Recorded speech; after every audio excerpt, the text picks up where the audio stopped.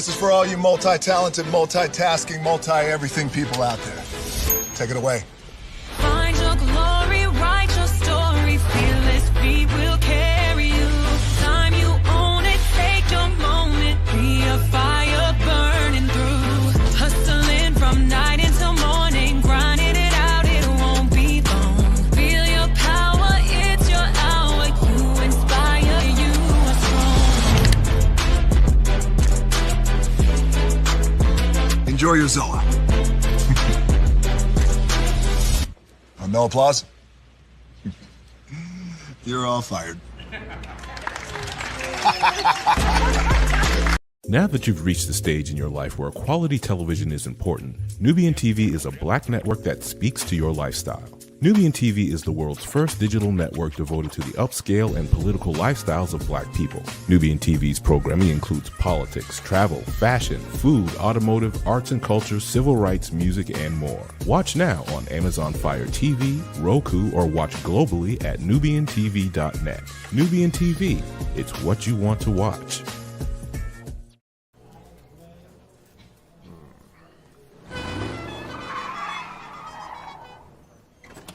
Come with me if you want to live a more delicious life. Oh, maybe we should get in the van.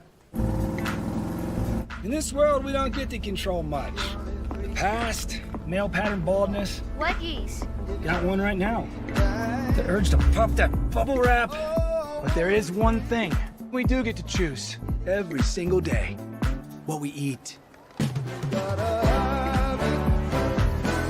Welcome to the Sonic Department of Research and Deliciousment. We have everything you want, didn't know you wanted, and some things you didn't know were possible. Because we believe if you're not having fun, you're not living free. So come on, let's live a little. Hey, good morning, America.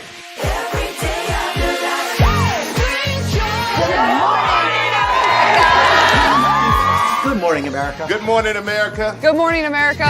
Money! Are you ready? They are ready. Covering the biggest events in the country right now. There's a lot going on here. It's always a good time. That's what the show's about. That's good. Really good. Very good. Coming in hot, Jimmy, coming in hot. It's far from elementary. Good morning, America. I'm not going to try to strut like Michael or anything. I have known George a long, long time. Have you ever known him to dance? Look at that face. You don't just see it, you feel it. I'm in. I'm in. I'm in too. I'll be there. I am here and so happy. I'm in. I'm in too. I'm in. That tells you something when Snoop Dogg's in. Michael, George, Lara, Ginger. Prepare for a journey beyond imagination, beyond belief, beyond anything you've experienced before. Universal Epic Universe, a new theme park where you'll step through extraordinary portals to 5 immersive worlds. Prepare for a cosmic voyage of discovery, an isle of fire-breathing excitement, a shadowy world of monsters and mystery, new wonders in the wizarding world, and a new way to play. Plus the splendor of a magnificent resort hotel overlooking the park. It's all new excitement at Universal Orlando Resort. A week's worth of vacation thrills with 4 amazing theme parks, a variety of spectacular themed hotels, and incredible dining and entertainment.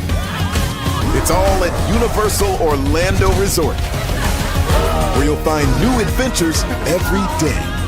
Explore the astonishing worlds of Universal Epic Universe at Universal Orlando Resort.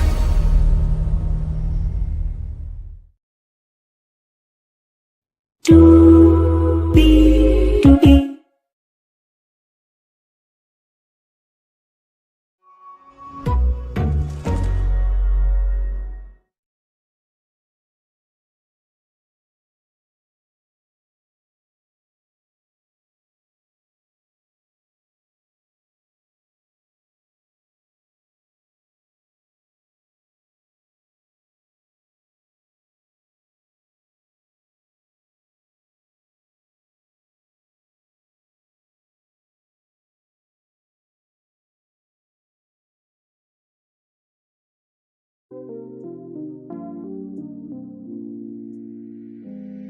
hello. Good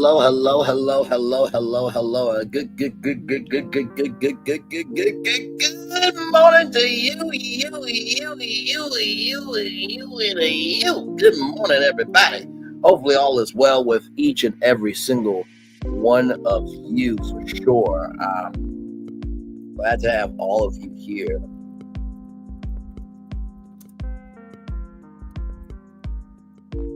Yes, indeed. Y'all, we have so much to talk about this morning. Oh, my Lord Jesus, we do. Oh, my Lord, good morning to you all. Good morning to you all. We do have so much to talk about this morning. Like I said, we have 1, 2, 3, 4, 5, 6, 7, 8 destinations for you all this morning. NBC has a new reality competition, and somebody go Uncle Wanda to come to my channel, because I got an opportunity for him. I really do. And for anybody that has a unique one-of-one energy, personality, movement, whatever you want to say, I got an opportunity for y'all. It is really good. So we'll talk about that this morning. We also are going to talk about Nissan. As you guys know, Nissan and Honda have been in merger talks. There is an update on that. And we are going to talk about this. We're going to talk about that this morning as well. Also, too, The Inheritance is a brand new competition series. Wait till you hear the premise of it. Ooh, Lord, if this comes to the United States, I promise you it is going to be something for sure. I can tell you that right now. Yes, indeed. Also, too, we're going to talk about Beyonce, because she has set another record, y'all. Of course she did. She is Beyonce, or as I like to call her, Record-Yonce. Yes, indeed, she is. She is Record-Yonce, indeed. By the way, Tems and Issa Rae own something now. Yes, they do. They own something now, and believe me, we are going to talk about that. Yes, indeed.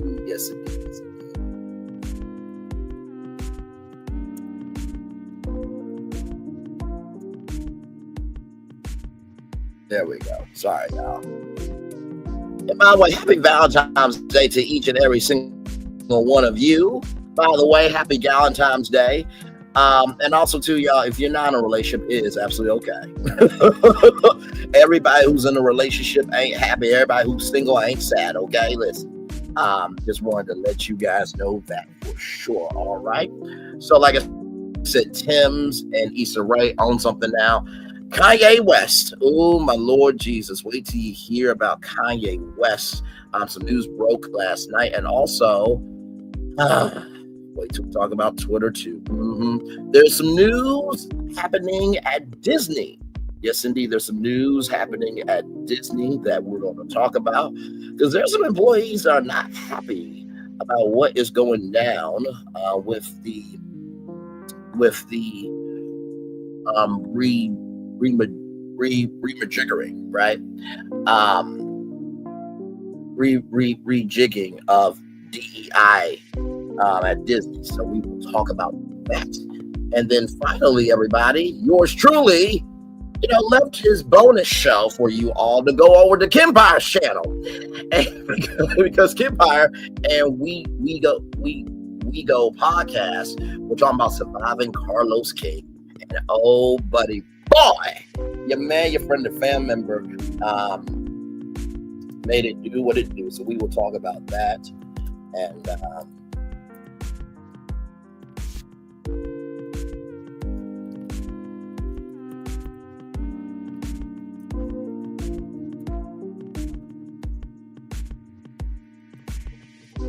there we go.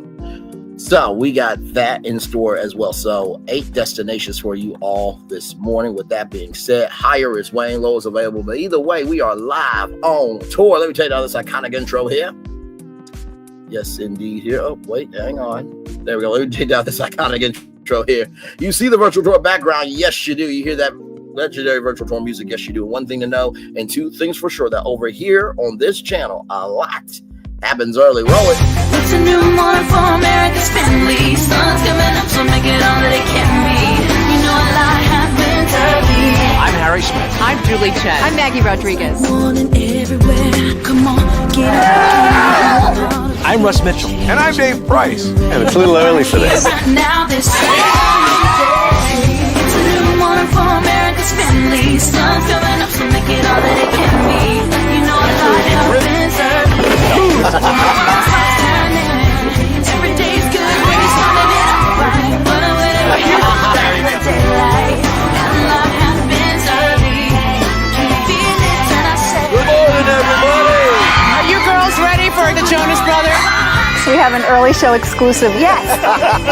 A lot happens early. A lot happens Early. The Early Show, weekday mornings on CBS. It's a new morning. Yes, it is a new morning. Julie Chen Moonves, my friend. Yes, it is a new morning. In the words of Sting, who sung the early show theme song, started with a brand new day and thinking in a brand new way. Yes, indeed. And to Russ Mitchell, Dave Price, Harry Smith, and to Russ Mitchell, Dave Price, Harry Smith, and Maggie Rodriguez. You're right. On this channel right here, a lot happens early. Good morning, everybody. Hopefully all is well. Let's get to the gear in doing what we do, because we got 1, 2, 3, 4, 5, 6, 7, 8 destinations for you all this morning. Here we go. Let's get to the gear in doing what we do. Okay, here we go. Make sure I get this right. All right, here we go. So from Variety.com, yes, Chef Martha Stewart and Jose Andres to host NBC cooking competition for hot-tempered chefs, okay? Oh, Lord Jesus. All right, here we go. NBC promises hot dishes and even hotter tempers in a new cooking competition series, Yes Chef, hosted by Martha Stewart and Jose Andres. The series will see the two Emmy-winning kitchen gurus guiding 12 chefs with ego issues or short fuses for culinary challenges that will put their personal and emotional issues to the test. The chef who best handles the heat, impressing with both their food and teamwork while improving their behavior, will win a $250,000 prize. Yes, indeed, from top chef producers Magical Elves. Yes Chef will premiere April 28th at 10/9 Central on NBC following The Voice. Per the log line, the show blends the high-stakes thrill of a cook competition with the raw emotion of personal transformation as it delves into the powerful personalities attracted to the chaotic culinary lifestyle. It aims to help naturally talented and highly skilled chefs overcome their worst instincts and reach their full potential. Yes Chef is executive produced by Casey Curley, Joe Sharon, Jimmy Fox, Kevin Lee, Don Akes, Paul Stork, Richard Wolf, Andres and Stewart, Magical Elves, and Religion of Sports, which is a production company co-owned by Tom Brady and Michael Strahan, by the way. The series will be distributed globally by NBC Universal Formats, a division of NBC, a division of Universal Studio Group. Stewart is the home and living guru who has shared her cooking and hospitality tips on television for 3 decades. She founded Martha Stewart's Living Home Media, wrote books and hosted various TV programs. In 2024, her life was explored in the hit Netflix documentary Martha. Andres is a chef, restaurateur, and humanitarian who has won multiple James Beard Awards and founded World Central Kitchen, a nonprofit that provides meals to people struck by natural disasters. From 2022 to 2024, he served as the co-chair of the United States President's Council on Sports, Fitness, and Nutrition. So, listen, I think Uncle Wanda could go on this show because we all know it says right here, these two Emmy-winning kitchen girls guiding 12 chefs with ego issues or short fuses. And we all know Uncle Wanda has both of them, okay? So listen.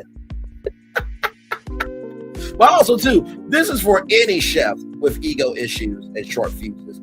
And listen, I think that this is great because if you think about it, this is kind of like the Biggest Loser, if you will, in the sense of, you know, as you're losing weight, you're also working on your mental. So I think that this is absolutely great. I hope it goes very, very well for them. And yes, indeed. So yeah, it should be a good time for sure.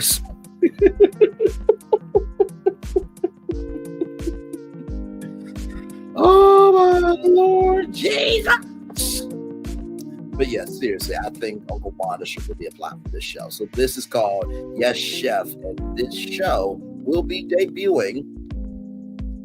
This show will be debuting on April 28th at 10/9 Central, only on NBC, following The Voice. All right, y'all. More Virtual Troll Live coming at you right from this space right here and right now from Reuters.com. Nissan and Honda ditch $60 billion merger talks, face new uncertainty. A merger will have created the world's fourth.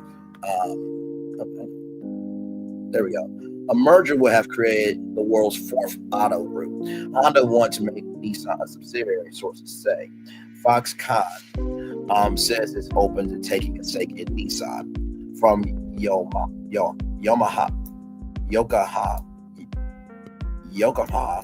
Japan. Nissan and Honda ended merger talks to forge a $60 billion car company on Thursday, pitching Nissan deeper into uncertainty and highlighting the pressure on legacy automakers from Chinese rivals upending the industry. The talks between Honda, Japan's second largest automaker, and Nissan, its third, were announced in December, but were soon strained by disagreements, including over the balance of power. The deal was ultimately sunk by Honda's proposal to make Nissan a subsidiary, sources have said. The car company said that they will continue with an earlier arrangement, which also includes Mitsubishi Motors to cooperate on technology and other areas. Analysts said such collaboration is crucial for established car makers as BYD and other Chinese electric vehicle makers gobble up market share with sleeker, more software-rich cars. Japan automakers also face the added threat of tariffs in the United States on vehicles that they import to the U.S. from Mexico and foreign manufacturing hub. Nissan is in many ways the most troubled of the major legacy automakers, having never fully recovered from the years of crisis and management turmoil that sparked by the 2018 arrest and ouster of former chairman Carlos Ghosn. Honda is pretty confident and has a lot in their favor, whereas Nissan's in a bad place and they don't have a dance partner right now, said Christopher Richard, Japan Autos analyst at brokerage CLSA. They probably need to think about doing something different. The merger will have created the world's fourth biggest auto group by vehicle sales after Toyota, Volkswagen, and Hyundai. Honda CEO Toshima Hori told a press conference while joining two companies would have been quick pain. He also became more worried about the fallout if the talks dragged on without progress. He said that Honda had no plan to launch a hostile takeover bid for Nissan. The failure of discussions would disappoint, he said. French automaker Renault, Nissan's top shareholder, said the terms of the proposed merger included any lack of premium were unacceptable. Including the lack of any premium were unacceptable. Restructuring. Nissan on Thursday cut its full year forecast for the third time and reported another big drop in third quarter earnings.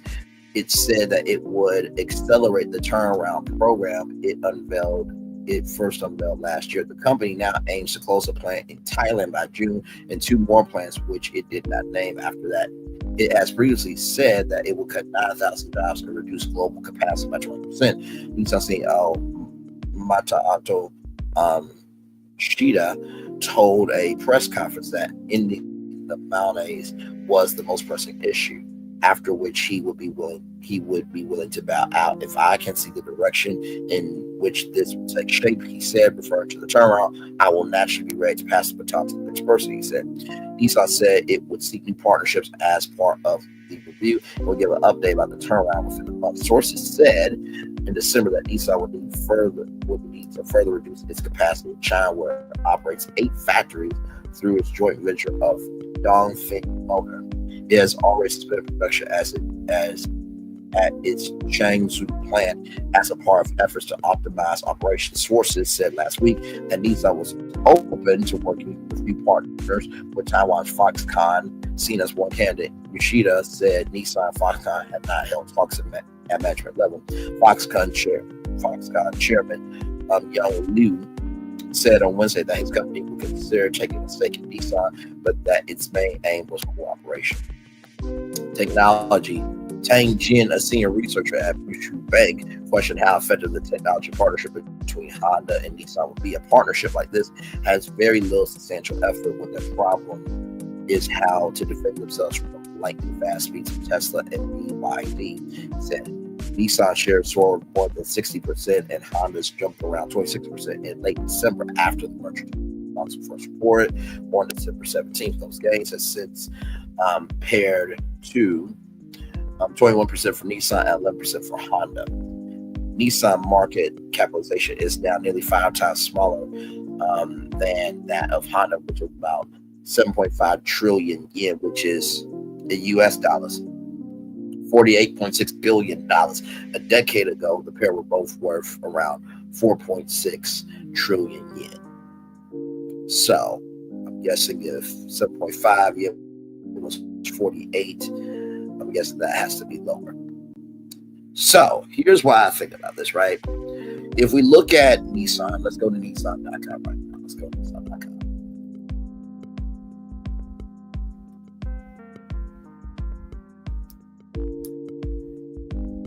So like I told y'all, this vehicle right here, the Aria, I truly believe is one of the best, if not the best, electric vehicle out on the market. I have been in one. Make a gas version of this, we are ready to go. Okay, this is that nice of a vehicle. I mean, you see the stitching there, blue stitching, the copper trim right there. I mean, it's really nice, y'all. Like, I'm not just saying it. Like, it is that nice right there. As you can see there, heated seats there, charging ports there. Like, y'all, this is nothing to play around with at all. Can you zoom in?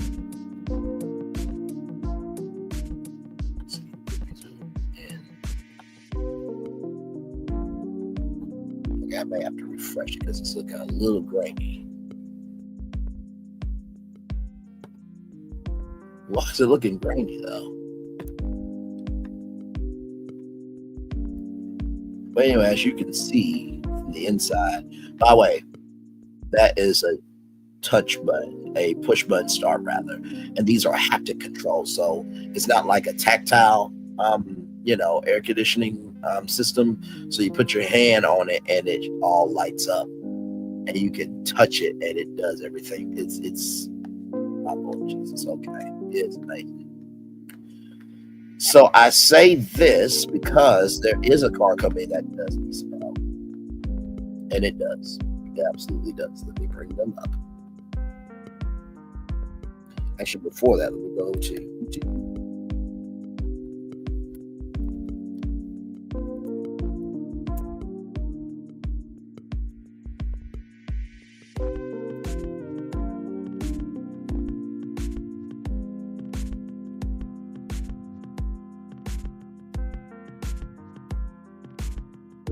So here it is here.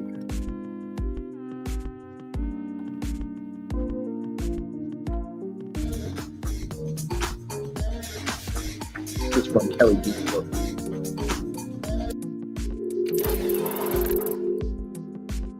The latest Chevy Cruze is an excellent compact car. It might be out of fashion, but let's back that statement up with facts. This Cruze is physically larger than the previous Cruze, and yet it's around 250 pounds lighter. Returning up to 42 mpg on the highway while running on regular gasoline, the Cruze is an economical commuter. It also comes well equipped with 10 airbags, Bluetooth, and a backup camera standard. And its tastefully penned exterior actually looks kind of cool. That coolness extends to the interior, even in spots that aren't covered in soft material. Some of them are covered in a clever coating that makes it feel soft. Even the hard plastics feel pretty well constructed. Look, as I manhandle the armrest, there's some flex, but it's not that bad. When not trying to break the armrest, you can use it to rest your arm. What? Sorry about that. Is that okay? By the way, that's rest your arm. One of the best car reviews. Both this one and this one are the same height, and with a highly adjustable steering wheel and driver's seat, finding a comfortable driving position is no problemo.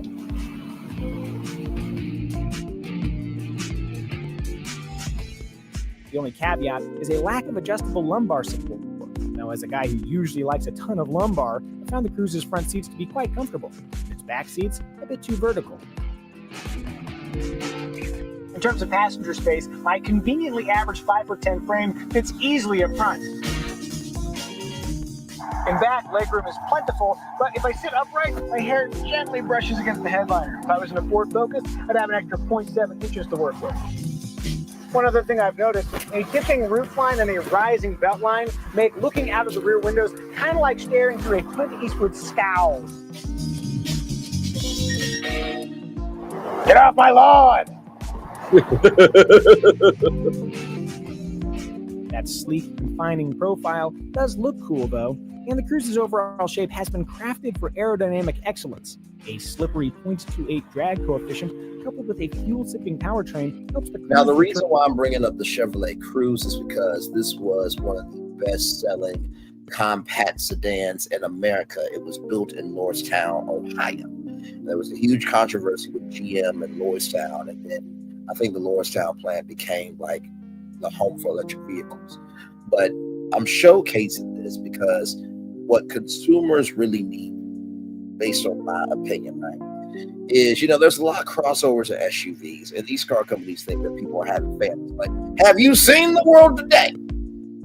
Some of these women, if there are options for being, married, thank God I'm single. And the women are feeling the same way about the men.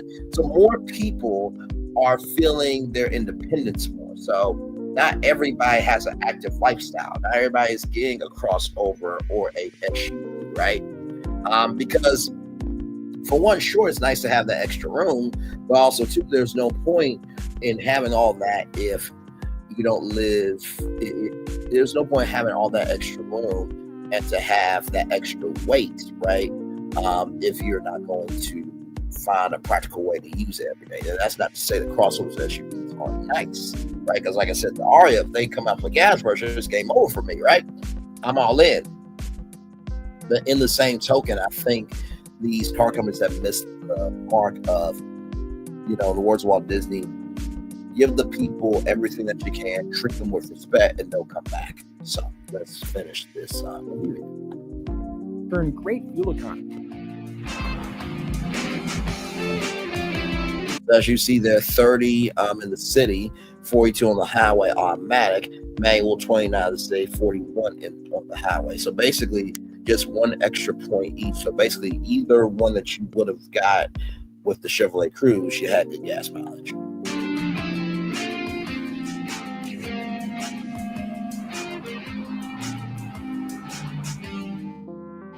The standard MyLink infotainment system is easy to use with unambiguous icons and enough power to react quickly to swipes and taps. There's also a conveniently placed USB outlet and a slot here if you're willing to pay for it for wireless phone charging. Or, if you're me, a spot to watch your keys explode.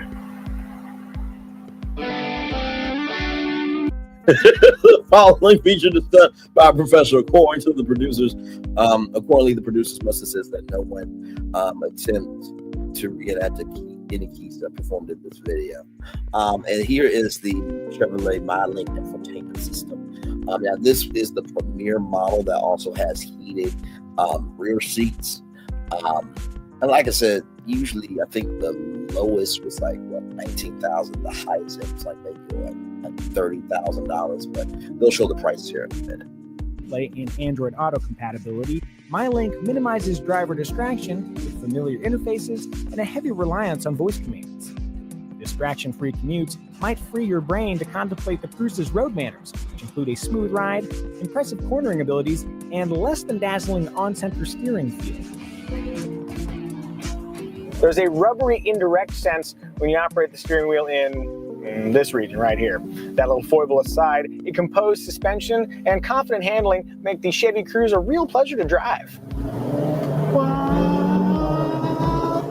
Adding to that driving pleasure is a 1.4-liter turbocharged and direct-injected 4-cylinder whose torque-rich output pairs very nicely with an optional 6-speed automatic transmission that is quick-witted. If you like shifting gears yourself and you also like slightly worse fuel economy, you can stick with the standard 6-speed manual.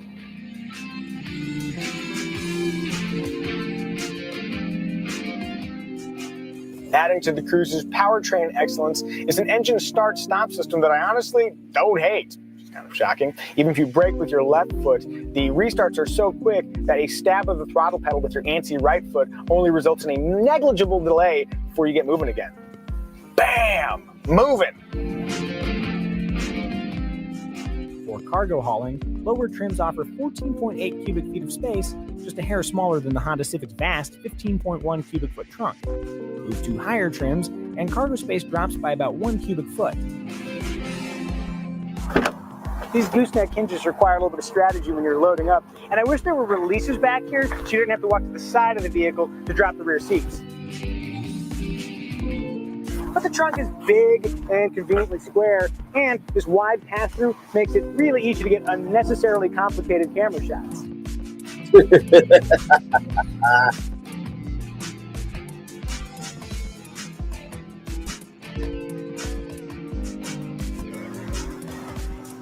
Of course, for maximum cargo space, choose the Cruze hatchback, which may or may not be available yet, depending on when you're watching this.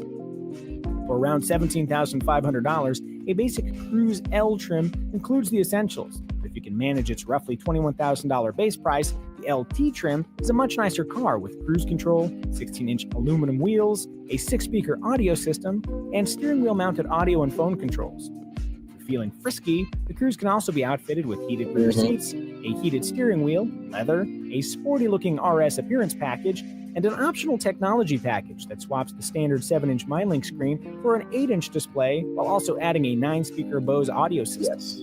As is common these days, Chevy offers a suite of modern safety technologies, including blind spot warning, forward collision alert, and lane keep assist, though that last one functions like the Autopia ride at Disneyland, bouncing the Cruze back across its lane instead of keeping it neatly in the center.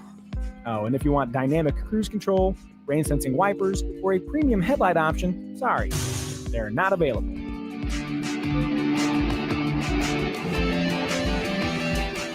Despite an enticing base price, in higher trims, the Cruze is $17,500 was the base price for the Chevy Cruze L. Price advantage fades. In fact, the high-end Premier trim is pricey versus comparably equipped compact cars. Speaking of compact cars, you have a nearly infinite array to choose from. The Toyota Corolla, Hyundai Elantra, Ford Focus, Honda Civic, and honestly quite a few others each have their merits and deserve a look. Hyundai Elantra, Ford Focus, Honda Civic. Ford Focus is not around, nor is the Fusion. And honestly quite a few others each have their merits and deserve a look.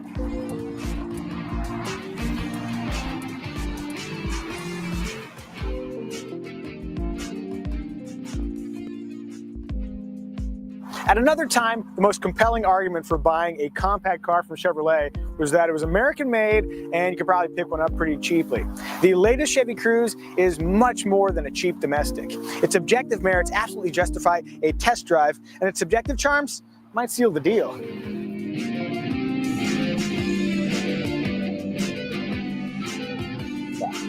It was that good of a car.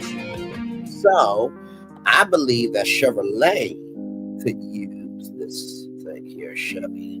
Go Chevrolet. I'll just show you better than I can tell you. Like I said, I've always loved Chevy. My parents have drove Chevy for years. Now they drive Nissan.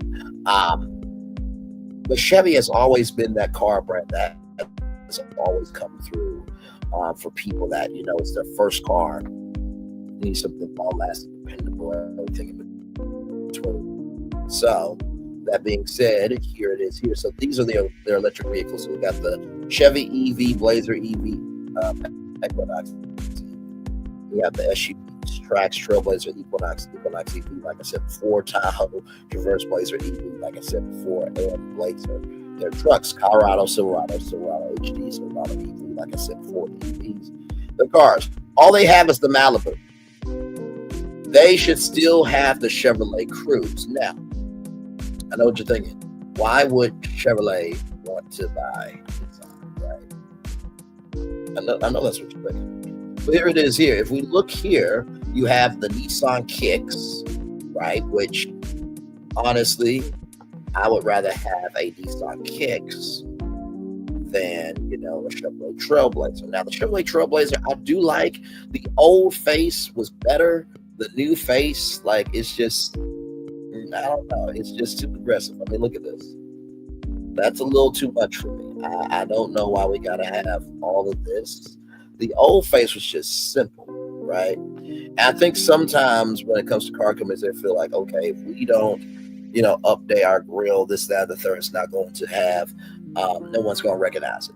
You've been around for years upon years. So as long as the product is good, everything else will be good. So as you can see, the Trax is $20,500. So right here, like I said, the aggressive grill, I don't like that. So the Trax is basically $1,000 cheaper than the Kicks. But if you guys remember, we talked about the Nissan Kicks here on Virtual for Live.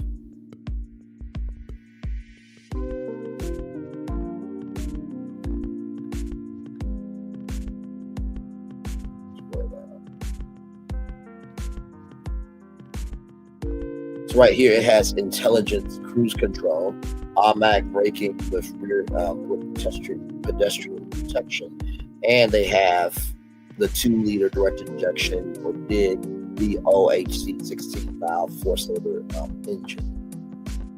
And then the highest end is $26,000. Now, I know what you're thinking. Right, when they have to pare down, yes, they would. So if I'm Chevrolet, all right, I'm getting rid of maybe I'm getting rid of the Trailblazer and putting in the Kicks and keep the Trax. So it will be, one of each from each brand. Now, the reason why I say Chevrolet can use Nissan is because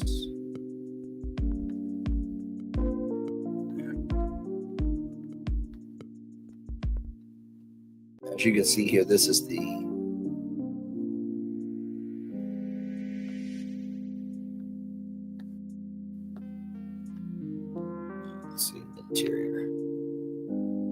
interior.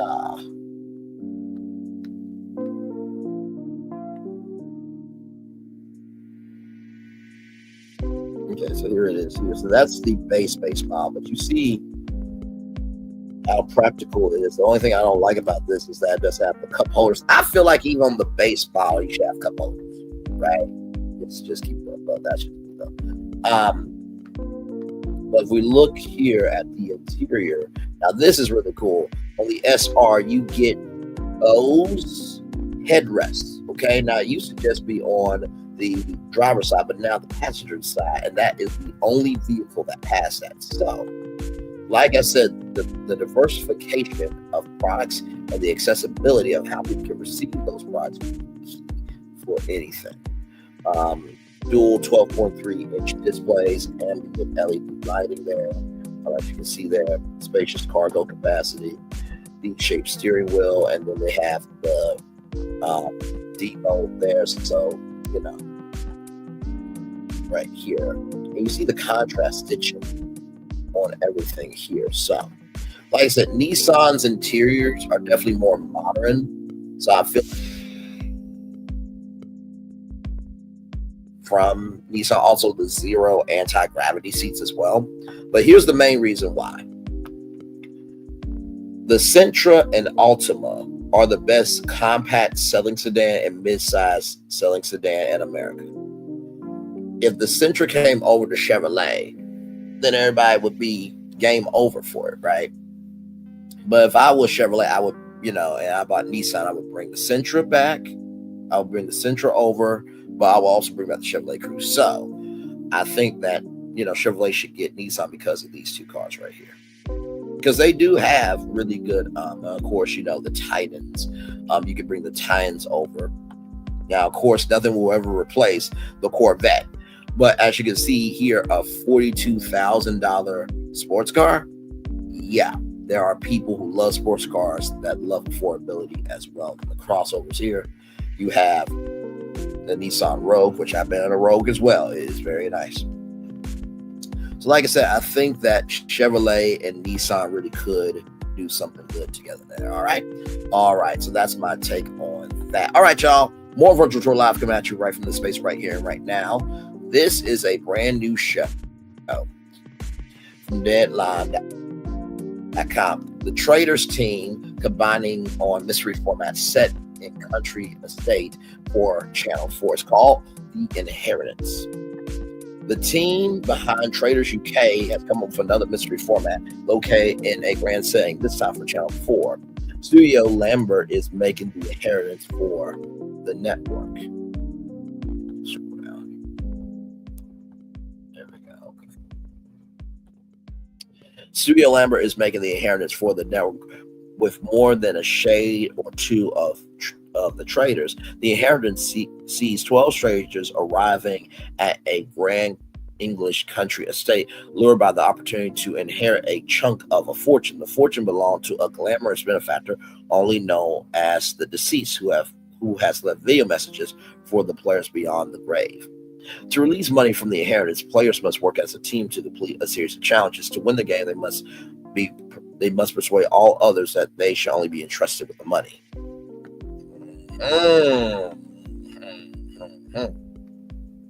Speaking at a Channel 4 showcase in London today, entertainment boss Stephen Henley teased that the deceased will be played by a British icon.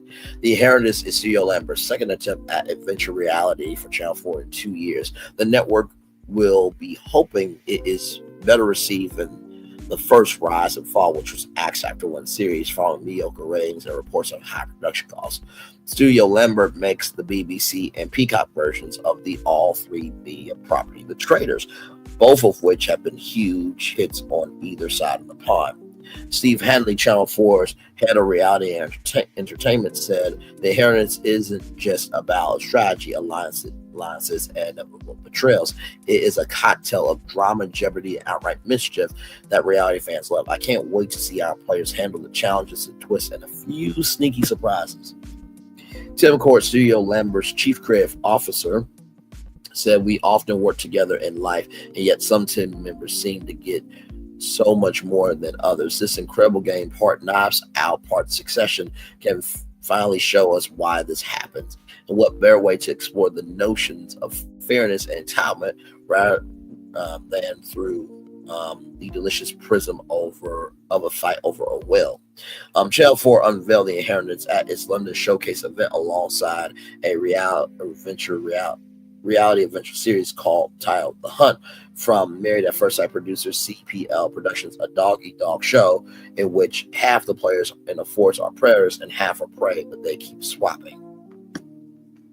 The Inheritance is a 12-episode series produced by Studio Lambert and Motion Entertainment. It was commissioned for Channel 4 by Handley, with Tom Beck, head of live events and commissioning editor, reality and entertainment, and Gina Gibson, commissioning editor, reality and entertainment. Executives for Studio Lambert are Harcourt, Daryl Olsen, Kim Murphy, Joe Wildman, and with Martin Oakley for Group M Motion Entertainment. Production executives for Studio Lambert are Shauna Kemp and Ellie Rowe, with Karen Bonchi for Group M Motion Entertainment. All three media international will handle the format and tape sales worldwide.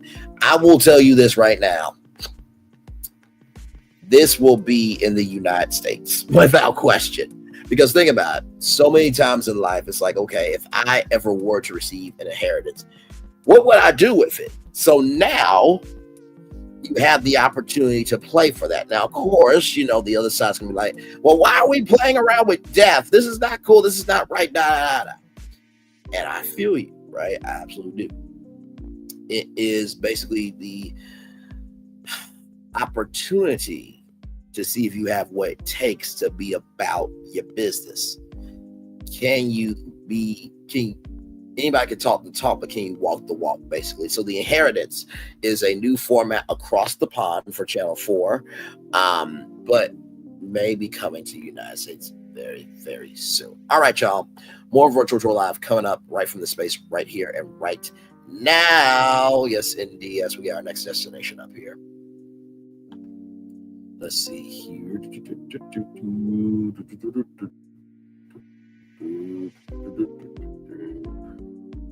Oh, wow. Okay. From the Jasmine brand, Beyonce's Cowboy Car Tour expands again, making history for most consecutive shows booked by any artist at multiple stadiums. This came out 23 hours ago. Beyonce's highly anticipated Cowboy Carter and the Rodeo Chitlin Circuit Tour has added several more dates, breaking records in doing so. Shortly after the tour trended online as fans expressed frustration over pre-ticket sales struggles on Tuesday, February 11th, it was announced that Beyonce is adding a fifth stadium show in Los Angeles and New Jersey. These additions make the 35-time Grammy Award winner, the 35-time Grammy winner, the artist with the most shows booked on a single run at MetLife Stadium and the most performances at SoFi Stadium by any artist or band. The latest extensions follow Beyonce already adding 5 additional shows shortly after the tour was first announced before the Grammys, bringing a 5th and 6th show to London and a 3rd night in Chicago, Paris, and Atlanta. We report that here on Virtual Tour Live. As previously reported, Beyonce first revealed the tour the day before her acclaimed 8th studio album won Best Country Album and Album of the Year at this year's Grammys, a historic first-time win for Beyonce in both categories. Are you surprised that the Cowboy Car Tour is in such high demand? Share your thoughts in the comments. No, I am not. Are you kidding? I literally said to my sister that I believe that Cowboy Carter could outdo Renaissance. Now, I know Renaissance was a time, okay?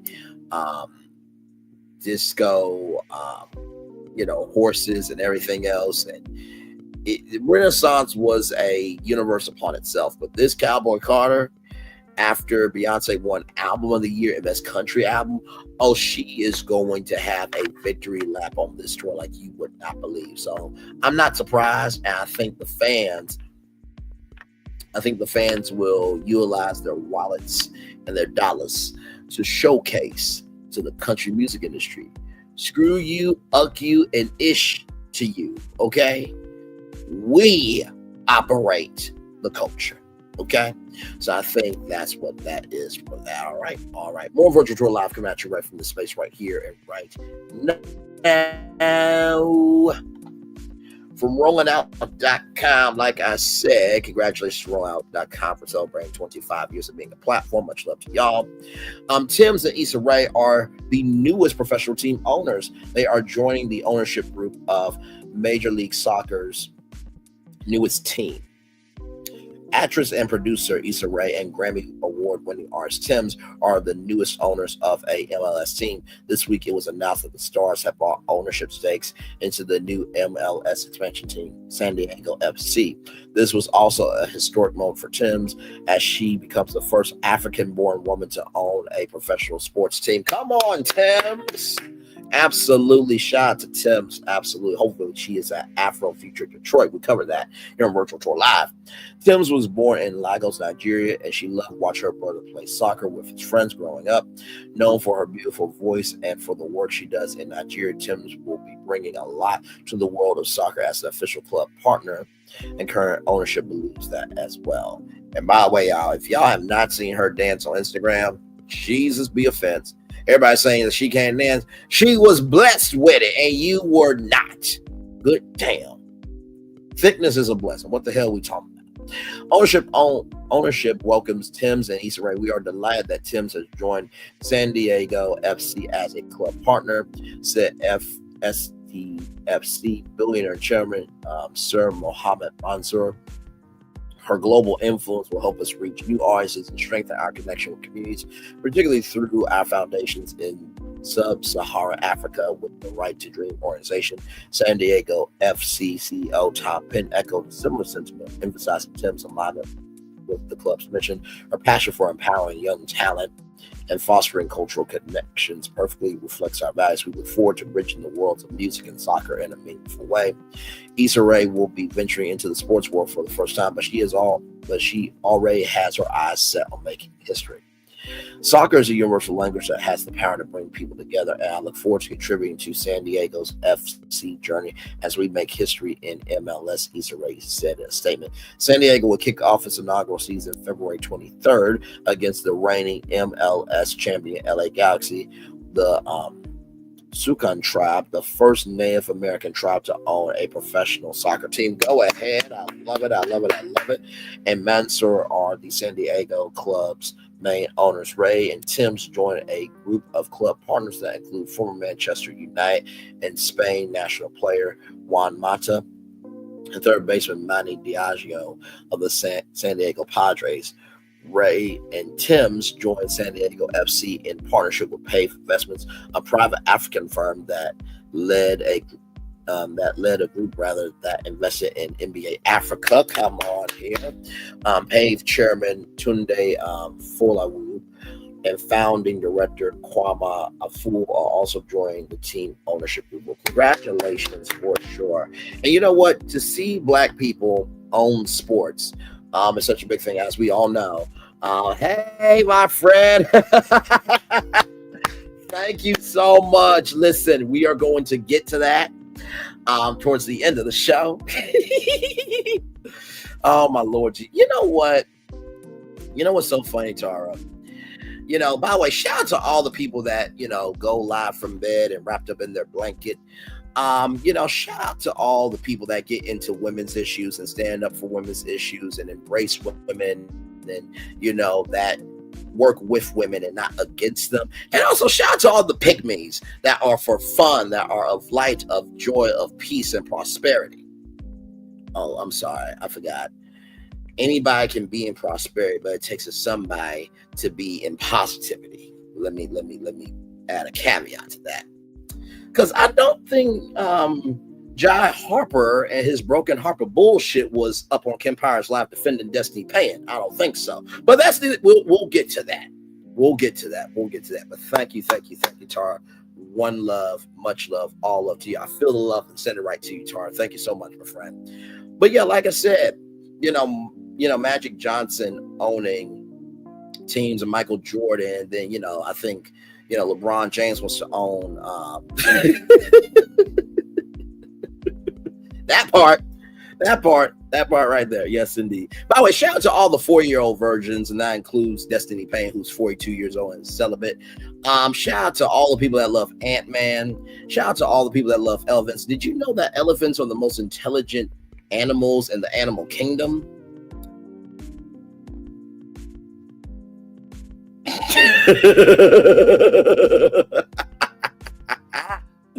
But listen, with LeBron James wanting to own a team as well, and Will Packer owning part owning of the Atlanta Falcons, seeing our people have ownership in these teams where we are making these sports as big, as bold, and as bravado-ish as we can is wonderful, because it's one thing to have representation on all these teams, but it's another thing when you can walk into the stadium and know that the person who owns it or partly owns it is also represented as well, because Black people watch sports. Okay, let me tell you something.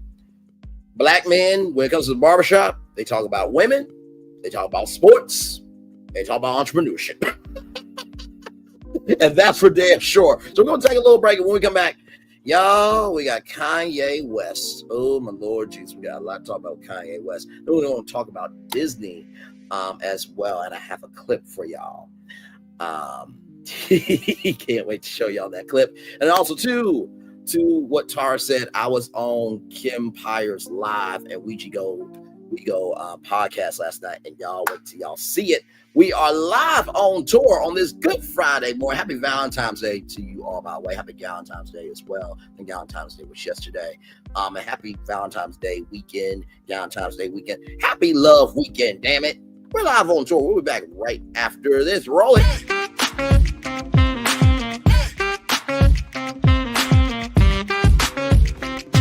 Yeah. talking, let me play. You know me. Work real hard, now we're ready, let's play. Ay, hustle up, yeah. Ready, set, let's go, yeah. Hustle up, yeah. Ready, set, let's go. Turn it up, turn it up, turn it up, turn it up a little louder. Now get low, get low, get low, get low. Come on, drop it to the floor, yeah, drop it to the floor. Turn it up, turn it up, turn it up, turn it up a little louder. Now get low, get low, get low, get low. Come on, drop it to the floor, yeah, drop it to the floor. Turn it up, turn it up, turn it up, turn it up a little louder. Now get low, get low, get low, get low. Come on, drop it to the floor, yeah, drop it to the floor. Turn it up, turn it up, turn it up, turn it up a little louder. Now get low, get low, get low, get low. Come on, drop it to the floor, yeah, drop it to the floor. Turn it up, turn it up, turn it up, turn it up, turn it up a little louder. For Ramirez? Wingstop's triple meal deal. 6 classics, 6 boneless, and 2 tenders with 2 dips and a large fry for just $17.99. Get yours delivered today at Wingstop, where flavor gets its wings. What is this feeling that everyone's feeling? Ding, ding, ding. With such feeling. Ding, ding, ding. This winning feeling. Ding, ding, ding. This tingle of success. Ding, ding, ding. This sensation of triumph. Ding, ding, ding. This Oh, I can feel it. This season, everyone gets the winning feeling. Win guaranteed prizes like $250 grand and more. Only at Dave & Buster's. Prepare for a journey beyond imagination, beyond belief, beyond anything you've experienced before. Universal Epic Universe, a new theme park where you'll step through extraordinary portals to 5 immersive worlds. Prepare for a cosmic voyage of discovery, an isle of fire-breathing excitement, a shadowy world of monsters and mystery, new wonders in the wizarding world, and a new way to play. Plus the splendor of a magnificent resort hotel overlooking the park. It's all new excitement at Universal Orlando Resort. A week's worth of vacation thrills with 4 amazing theme parks, a variety of spectacular themed hotels, and incredible dining and entertainment. It's all at Universal Orlando Resort, where you'll find new adventures every day. Explore the astonishing worlds of Universal Epic Universe at Universal Orlando Resort.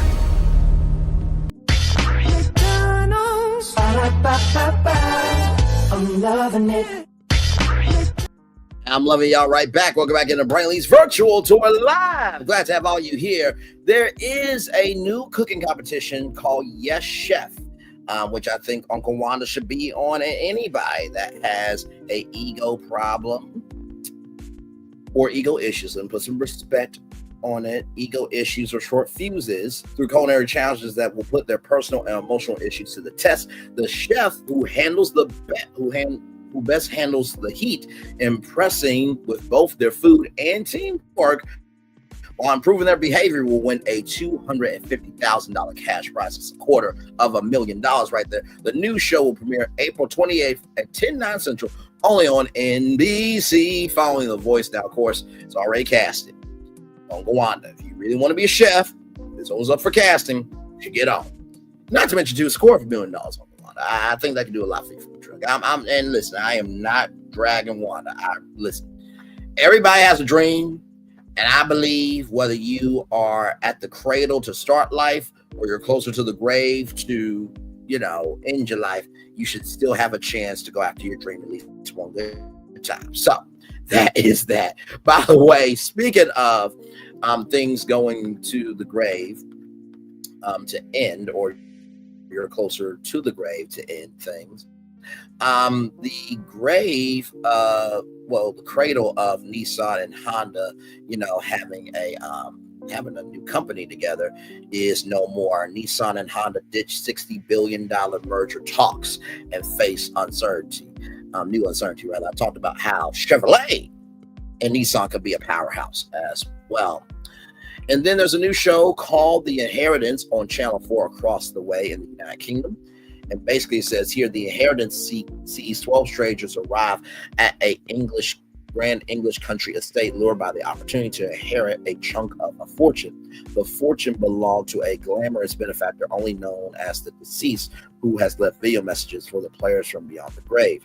To release money from the inheritance, players must work together as a team to complete a series of challenges. To win the game, they all must persuade the others that only they should be entrusted with the money. So this comes from the team behind Traders United Kingdom, which has made waves in the United States. So this show, The Inheritance, may be coming to the United States very soon. And of course, Beyonce here expands her Cowboy Car tour, making history for the most consecutive shows booked by any artist at multiple stadiums. So right here. Let me go back up. Right here. These additions make the 35-time Grammy winner the artist with the most shows booked on a single run at MetLife Stadium and the most performances at SoFi Stadium by any artist or band. So that's what Beyonce did, okay? And then finally, we just got done talking about Tems and Issa Rae. They are new owners, okay? They are new owners of San Diego FC, which is a Major League Soccer expansion team. So a lot going on here on Virtual Tour Live this morning. Now, more Virtual Tour Live coming at you right from the space right here and right now. Rollingout.com. Good Lord Jesus. Celebrating 25 years, by the way. Congratulations. I'm not doing that for that. I'm doing for this. Kanye West returns to Twitter, but flagged for sensitive content. Kanye West has returned to Twitter, but his account is still flagged for sensitive content. The 4-year-old rapper, who appeared to deactivate his own page after a stream of anti-Semitic and misogynistic outbursts last weekend, is now back on the social media platform, but the site displays a warning for people who aren't logged in and visit his page.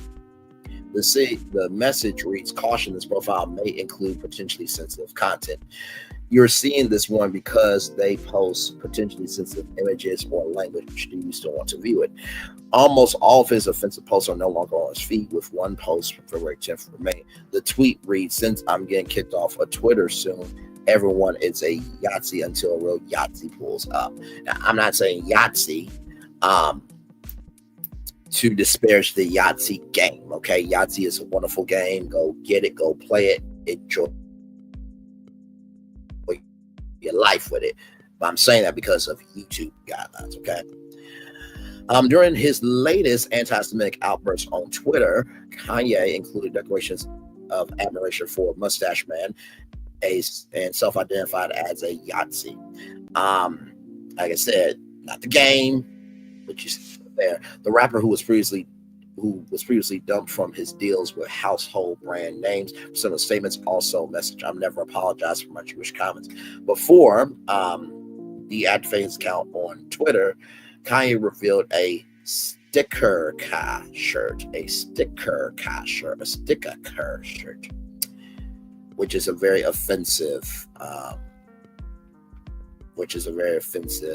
logo to the Jews, by the way. And by the way, also too, apparently he had a collaboration with Sean John, by the way. And all it was just different colors of shirts with the Sean John logo. I literally went to Custom Ink and did the same thing. That's Kanye's collaboration. And he's a fashion icon. Okay. By the way, the sticker Kosh t-shirt, which has been available to buy on his Yeezy store, has been in development for several years, describing it as his greatest performance art piece thus far. And it was taken down from Spotify. Not Spotify, but Shopify. It's been taken down by Shopify. Shopify for doing the right thing. Thank you. As he initially left Twitter, he wrote, "I'm logging out of Twitter. I appreciate Elon for allowing me to vent. It has been very cathartic to use the world as a soundboard. It was like a ayahuasca trip." Don't blame it on ayahuasca, okay? That drug is like, we don't want you, not here, not there, not anywhere. Washka, we are, okay? Love you all who gave me your energy and attention to we connect again. Do you mean until we connect again?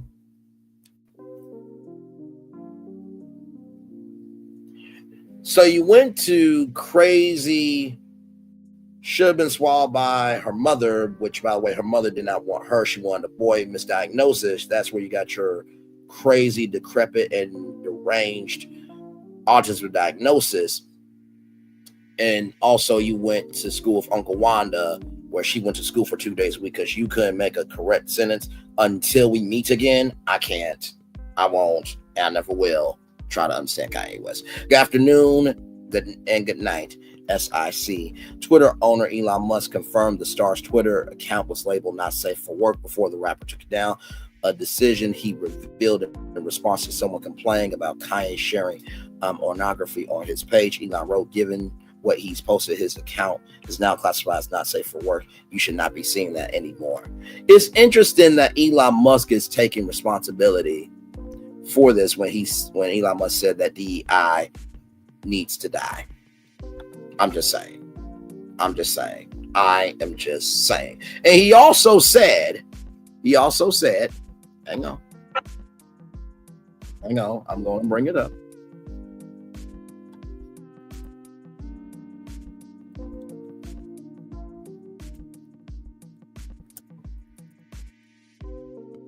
Which, yep, I'm going to play it every time because it's important.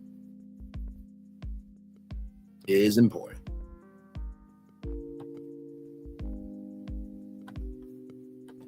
My life, there would have been no Kanye West because my dad was too busy.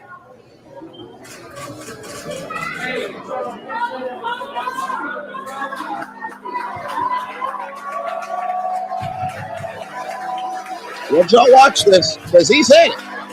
I'm just showing it. He said it. I'm just showing it. He said it.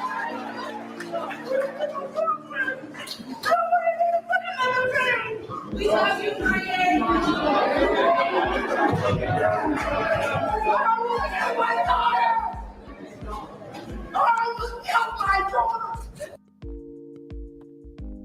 That's what he said. That he almost unalived his daughter, Northwest.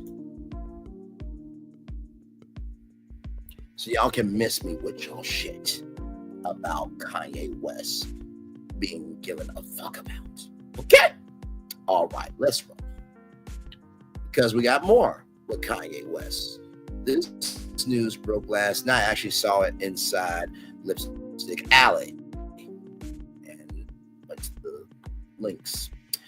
So, from DailyMail.com, exclusive, Kanye West and Beyonce's story split. Couple plan to divorce days after naked Grammy stunt and rappers file an anti-Semitic meltdown. Kanye West and Bianca Sasori are allegedly heading for divorce just 11 days after her naked stunt on the Grammys red carpet. It's thought that they have verbally agreed that she will get a payment of $5 million following the short marriage. $5 million? She deserves at least 20, which began in December of 2022. A source close to the rapper 47 confirmed the couple have now broken up and that they expect a legal filing to end the marriage in the coming days. Sasori, 30, is understood to be staying at their $35 million house in Beverly Park North, Los Angeles for now. It is not known where West is, but some believe he may be heading back in the coming days to Tokyo, Japan, where he spent much of last year living in a hotel. She appeared plainly unhappy on the red carpet on February 2nd when West instructed her to drop a fur coat and make a scene, but she went along with his instructions, and there it is. There, just a new outfit there. Just yeah. So yeah, just. And by the way, this was at the Fire Relief thing. Like, bruh, really? Friends of West insisted the stunt was his idea of art and also intended to replicate the cover of his album, Vultures 2. You know, vultures really eat the bottom of the barrel. So he should know what a vulture is because he named his album after vultures. Mail Online has contacted West and Issa Rae's representatives for comment. The following day, he wrote on Twitter, "My wife's first red carpet opened a whole new world. I kept staring at this photo, and I was like staring in admiration that night, thinking, wow, how I am lucky to have a wife that is so smart, brave, and talented, brave, and hot." We were all looking in distress, like, what in the flying fuck is wrong with you? That's what we were looking like that night, okay? Good Lord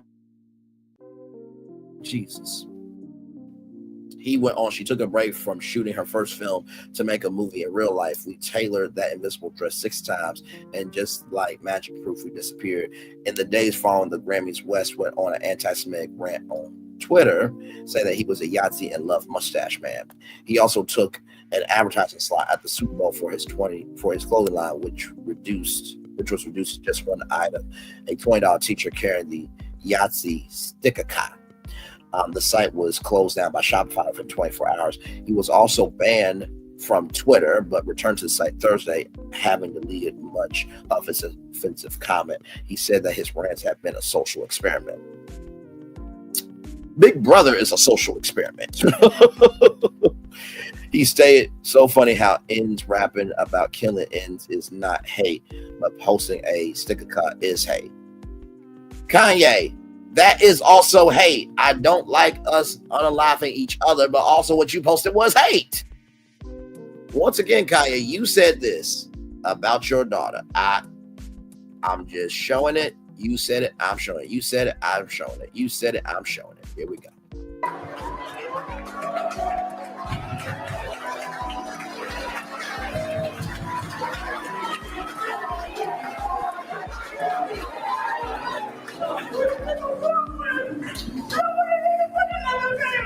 We love you, Kanye.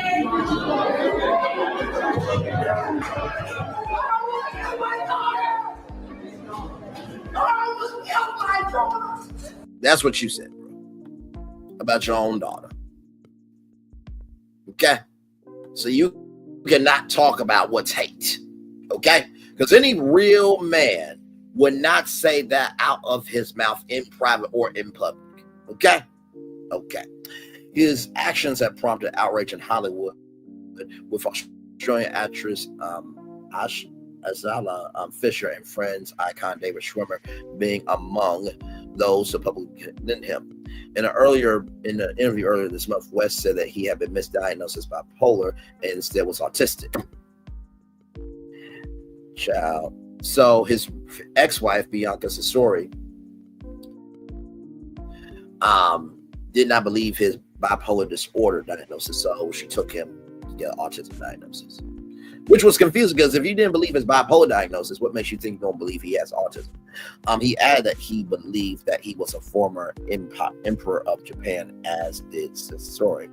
West was previously married to reality TV star Underwear mogul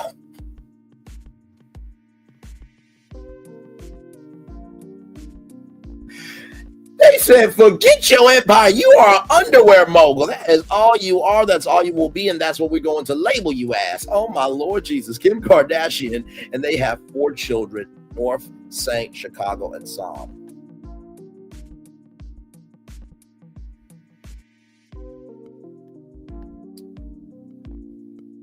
And this was the tweet right here. I have dominion over my wife. This ain't no woke as feminist is. She's with a billionaire. Why would she listen to any of you dumb ucks, you broke blanks? People say the red carpet look was her decision. Yes, I don't make her do nothing she doesn't want to do, but she definitely wouldn't have been able to do without my approval. You stupid. Blank woke pawns. I have no respect or empathy for anyone living, because no one living can ug with me, but I do love some people and I give favor.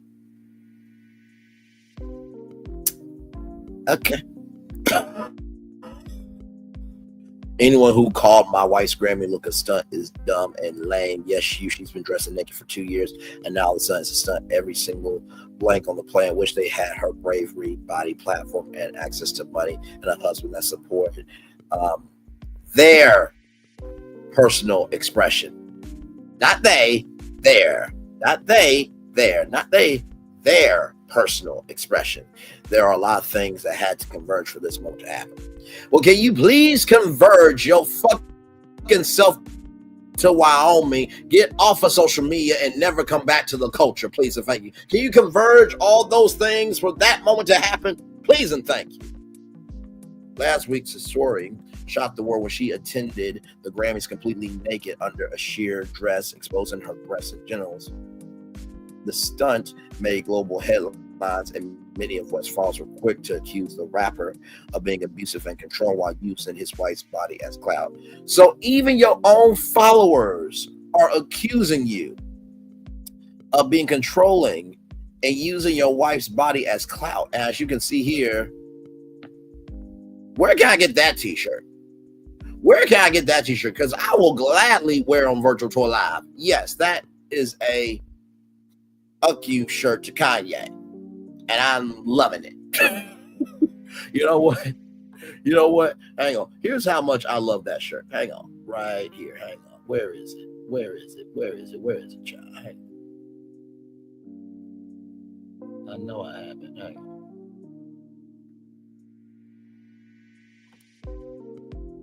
Right here. Here's how much I love that shirt. Reinsurance.com. So good. So good. So good is everywhere. So good. And while no one knows exactly where it started, for 70 years there's been only one way to describe the world's best chicken. So good. So good. It's so good. Help KFC celebrate 70 years. Get 4 free pieces of original recipe chicken with the purchase of any 10-piece meal or larger. S-O-G-O-O-D good. That good about, by the way, it's a artificial intelligence video, but still, I want that shirt.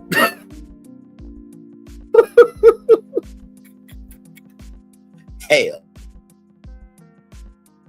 I'm addressing the backlash amid a vile anti-Semitic, sexist, and homophobic rant. West claimed that he has dominion over anything that she didn't feel comfortable in. He tweeted, "I have dominion over my wife. This ain't no work, woke feminist ish. She's with a billionaire. Why would she listen to any you broke itches?" People say the red carpet look was her decision. Yes, I don't make her do anything, but she doesn't want to do, but she definitely wouldn't have been able to do without my approval. You stupid is woke pawns. I have no respect or empathy for anyone living because no one living can with me, but I do love some people. I give them favor SIC. He carried on his rant the early hours, pending anyone who calls my wife Grammy look a stunt is dumb and lame. Yes, she's been dressing naked for 2 years, and now all of a sudden it's a stunt.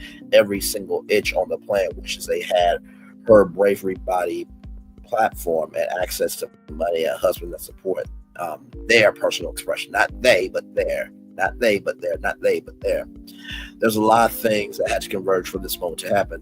He later branded the sheer dress as the best Grammys outfit of all time.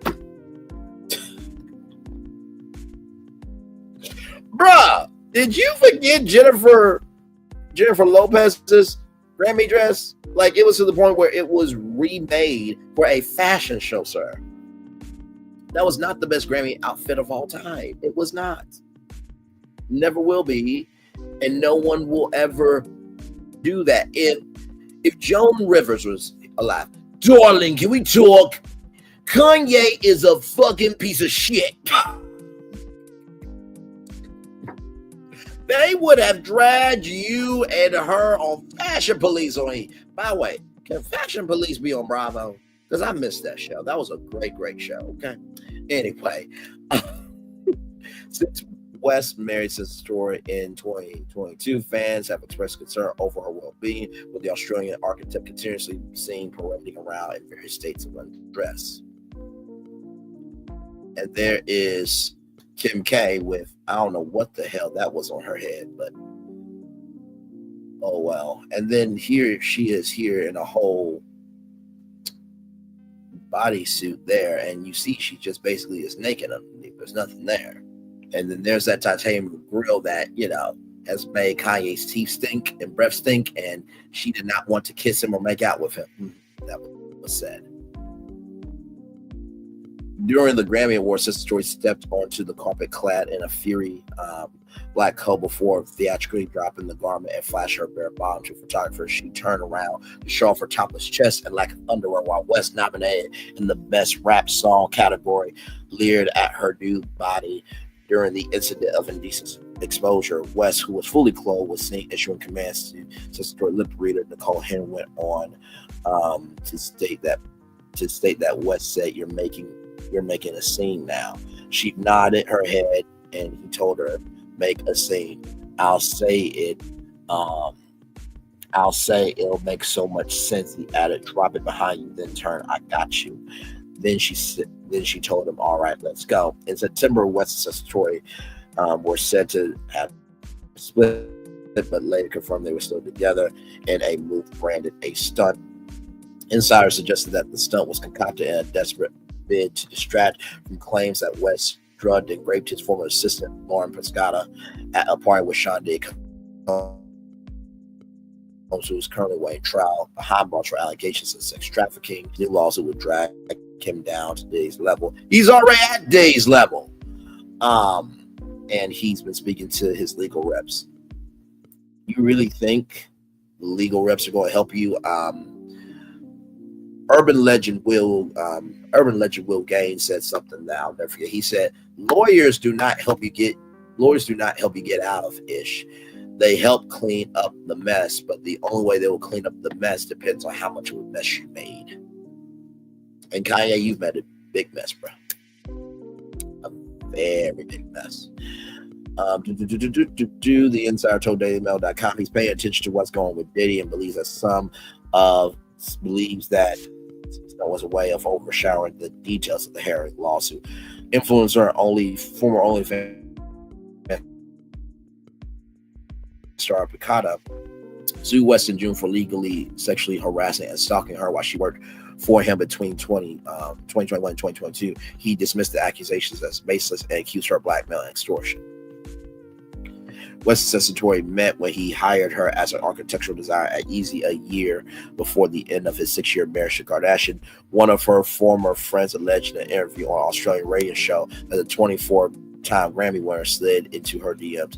After reportedly finding her Instagram, the friend claimed West asked her to come work for him. She proceeded to drop out of school to get a jumpstart on her career. The friend stated that since Tory was not a huge fan of his music, in 2022, West paid tribute to his new wife by releasing the track Sensory Overload, a play on her last name. In the lyrics, he revealed that he stayed celibate before tying the knot, singing, and the Bible said, "I can't have any more sex until marriage."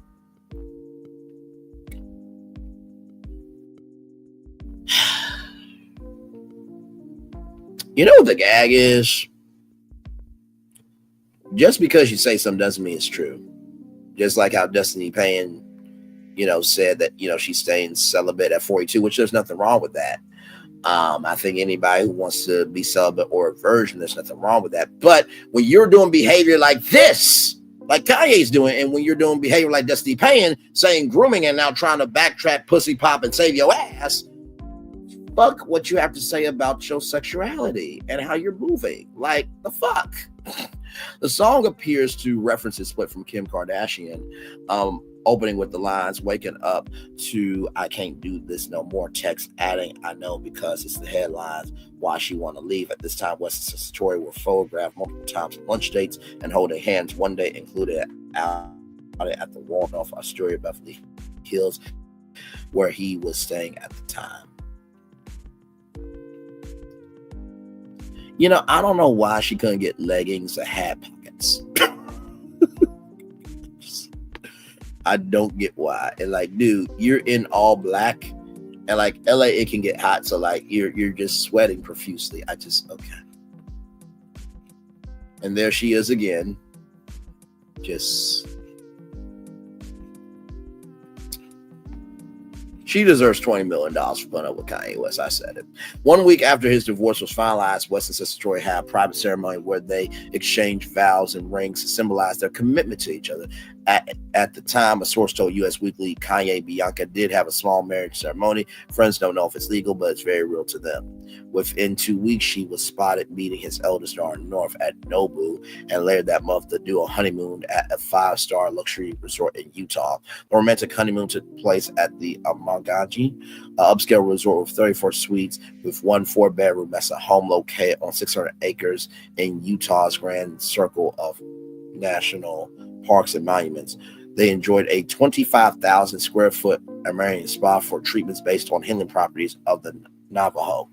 Room rates at the 5-star resort range from $3,000 up to $6,400. Prices for the Mesa home, which is a 5,853 square feet freestanding villa, was not available. The average per night rate for a suite at Onganji was $5,000. The performer rang in his 46th birthday with Sister Tory and West and went on to move into a $20,000 month apartment in West Hollywood, according to the U.S. Sun. According to U.S. Weekly in June, things could have been better for the couple. Kanye feels like he finally met someone who truly gets him and loves him for the person he is. The insider said the source continued. Bianca compliments Kanye on so many levels, and he loves that they can work and collaborate together on projects. Additionally, he reportedly appreciates and respects her opinions. She really keeps him grounded, and he's feeling better than ever. And then there are all the kids there, the beautiful kids of Kim Kardashian.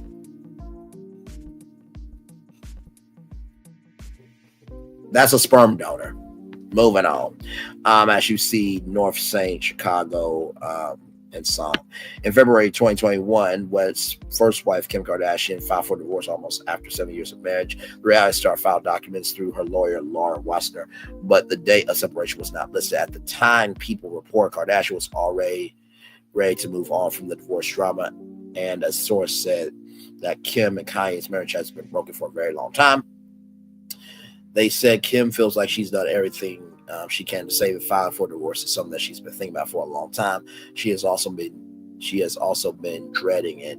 She really, really has done everything to avoid filing. Last year, she hoped that they could work, that they could somehow work things out. In the past few weeks, though, it has been clear that they are done. Although there's still love, they are just too different and have different visions for the future. You can have love for somebody, but not be in love with them. That's totally a fact. Kardashian and West started dating in 2012 and became engaged in 2013. And wed in May 2014 in Italy after they had already welcomed the eldest daughter, North. She appeared to reference the split in the latest episode of The Kardashians. During a conversation with her sister Khloe about how drug addiction destroyed her marriage to Lamar Odom, Kim responded, "That's the hardest part. I've been there when you don't foresee something happen that really changes the person's personality, and then they are not the same person. You can never get that person back. But you can't live with a new person, like I did." She added her confession. It's tougher when you don't want your marriage to end off like your personal reasons, but circumstances change that force your marriage to end. Minneapolis, who is a white supremacist, who previously worked with Kanye on his short-lived presidential campaign, where he said, and I quote, one more time.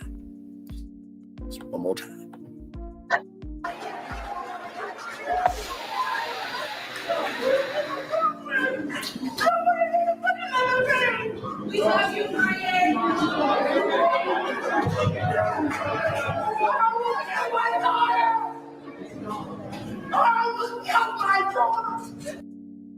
Where he said that.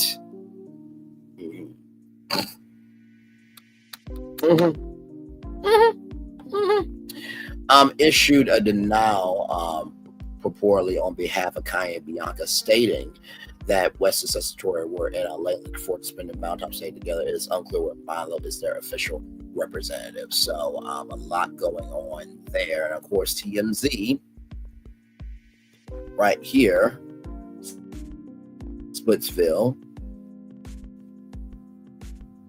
Kanye needs a new muse because his relationship with Bianca story is donezo. Kanye and Bianca have split and are hurling towards a divorce, rather, according to the Daily Mail. Signing a source close to the rapper, a source with her knowledge, tells TMZ that both sides have reached out to divorce attorneys. The split comes on the heels of Kanye's and Bianca's controversial appearance at the Grammys and Kanye's anti-Semitic, hateful, misogynistic social media rant where he declared himself a Yahtzee and praised mustache man.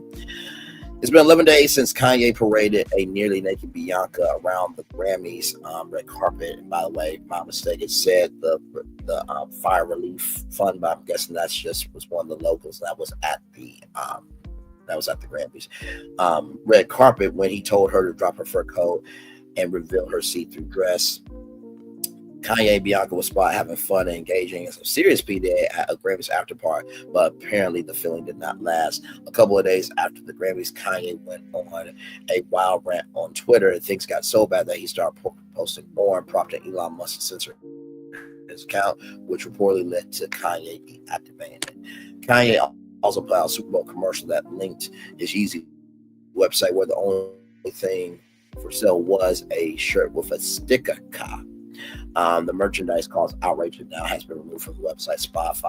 Shopify put down within 24 hours. As we first reported, Kanye and Bianca, formerly Yeezy architect, had a secret wedding ceremony around January 2023 and then embarked on a globe-trotting whirlwind romance.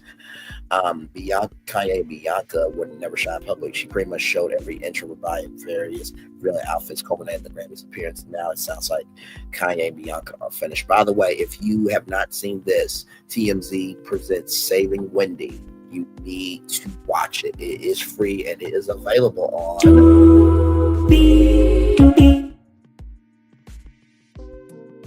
and we reviewed that here Wednesday night. So go back and watch the review.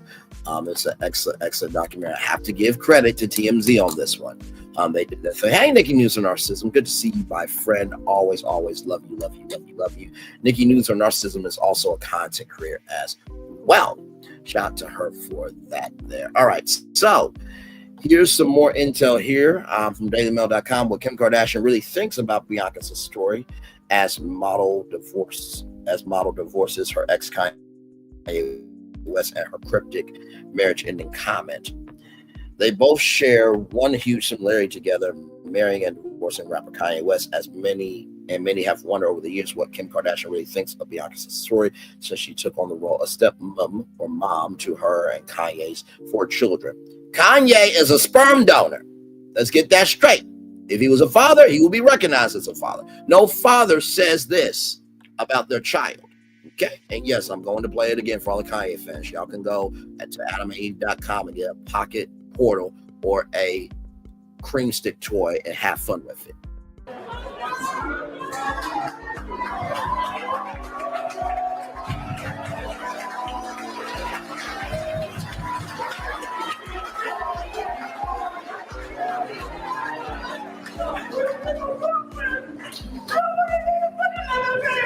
We love you,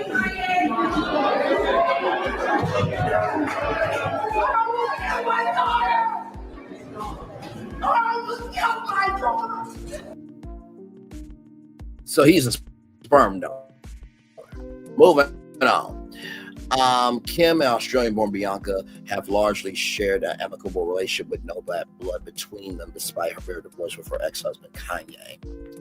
The pair were even spotted together for the first time at an event to celebrate Kanye's latest studio album, which was won in March of 2024. Bianca and Kanye, who are allegedly heading for divorce, wed in December 2022, less than a month after his divorce from Kim was finalized. The billionaire Skims founder filed for divorce in February 2021 after tying the knot in May 2014. They co-parent. Kim parents, let's correct that. Kim parents their children, North 11, St. 9, Chicago 7, and Psalm 5.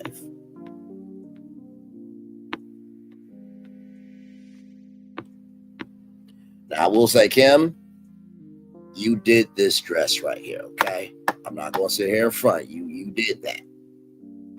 You looked good. I will give you that, okay? Listen, because that was a beautiful dress at the back. at the Met Gala.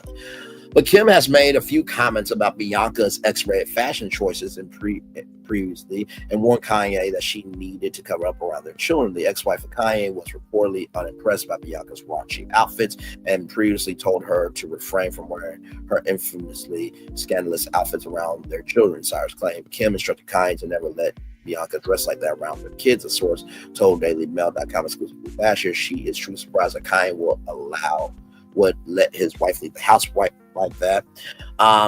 And since her raunchy naked Grammy stunt, which Kim certainly would approve, Kanye and Bianca have allegedly called it quits for good. It is believed that Kanye and Bianca have verbally agreed that she would get a payment of $5 million shortly after marriage. It should be $20 million. The source close to the rapper confirmed the couple have now broken up and they expect a legal filing to end the marriage in the coming days. Bianca is understood to be staying at the $35 million house in Beverly Park North, Los Angeles. For now, it is not known where West is, but some believe he may be heading back in the coming days to Tokyo, Japan, where he spent much of last year living in a hotel. And then, as you can see, Bianca and Kim right there at the Vultures party there. And by the way, shout out to Kim as well, for being loving, kind, and gracious, that, hey, listen, you have him now, I had him, that doesn't mean we have to hate each other. Shout out to that. As you can see, just like, bro.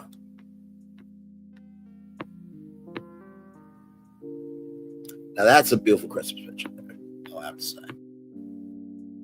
As y'all see, just ridiculous.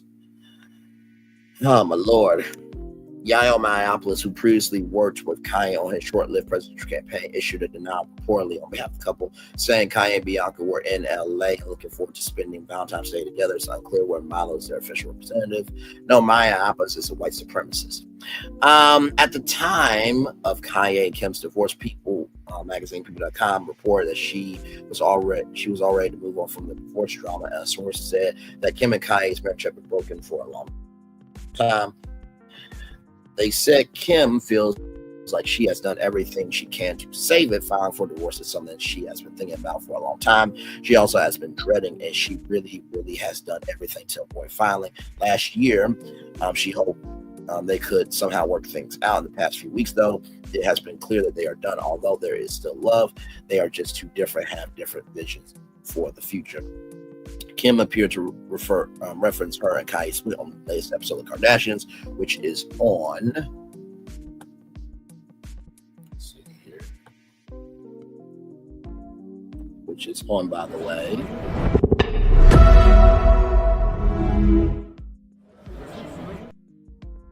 Don't you just love our show? On the latest episode of Kardashians, which is on Hulu, by the way, during a conversation with her sister Chloe about how drug addiction destroyed her marriage to Lamar Odom, Kim responded, "That's the hardest part. I've been there when you don't foresee something happening that really changes a person's personality. And then they are not the same person. You can never get that person back, but you can't live with the new person. Like, I get it." And then there is the nude outfit that Bianca wore to the Grammys there.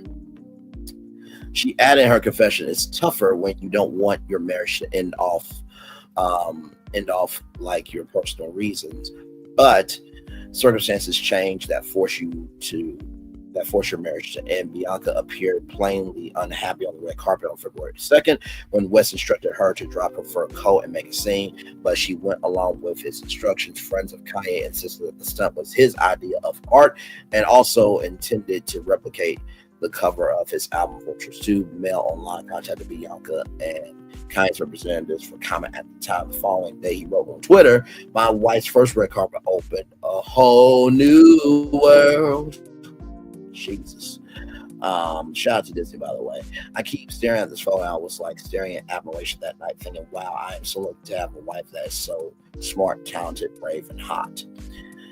He went on, "She took a break from shooting her first film to make a movie. In real life, we tailored that just 6 times. Like magic poof, we disappeared." In the days following the Grammys, Kanye went on anti-Semitic rant on Twitter, saying that he was a Yahtzee and loved mustache man.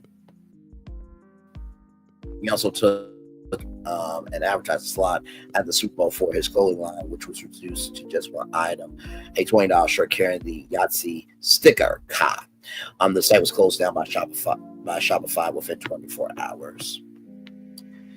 Right here, he was also banned from Twitter, but returned to the site on Thursday, having deleted much of his offensive comment. He said that his rants have been a social experiment. He stated, "So funny how ends rapping about killing ends is not hate, but posting a sticker Ka is hate."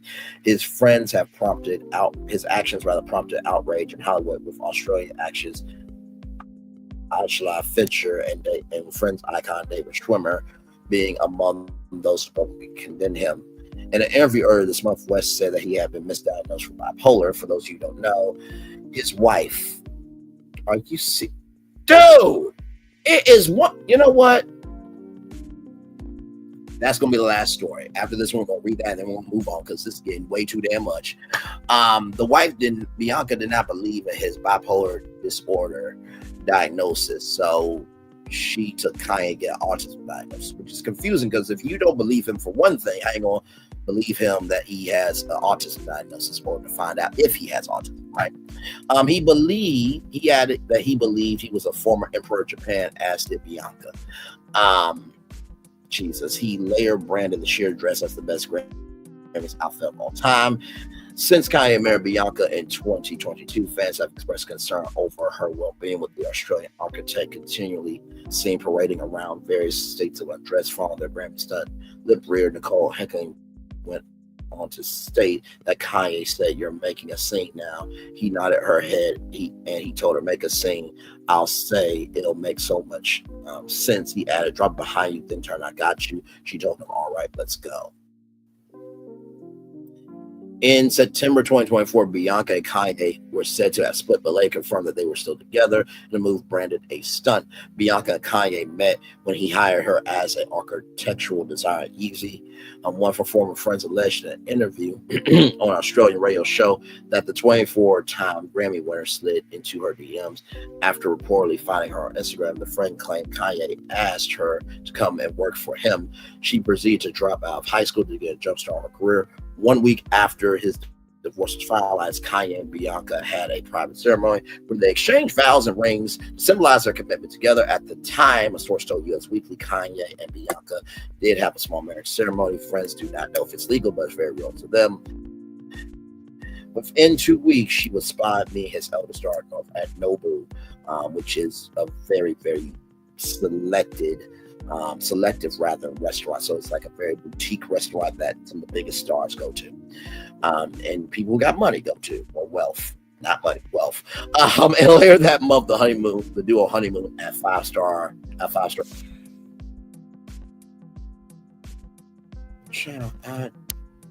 This is too damn much. I just can't do it. I can't. Oh, hey, all the tea in China. Thank you for the $5 super sticker. Gorgeous. Thank you so much. Hey, Aries Girl Podcast. By the way, all the tea in China is content creator. Also, Aries Girl Podcast is also content creator there. Y'all, this is going to be the last one. I can't do this. Y'all, and I will add those links to the description box about what Kim Kardashian had to say. And also this here. From DailyMail.com, explosive Kanye West $250,000 sex tape revelation emerges amid Bianca's statutory divorce.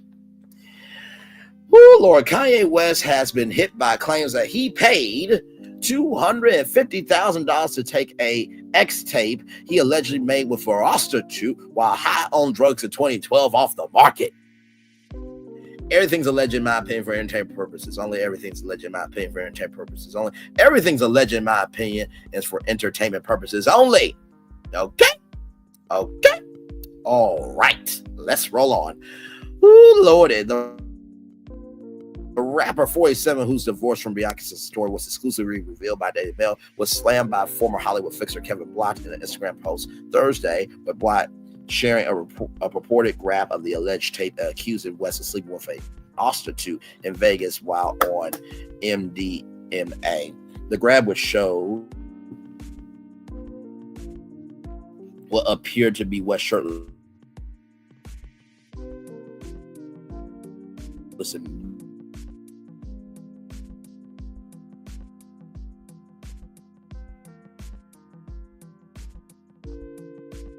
bed was captured. You remember that X tape that I helped take off the market for you 20. You didn't forget what horrible performance and small eggplant emoji you had.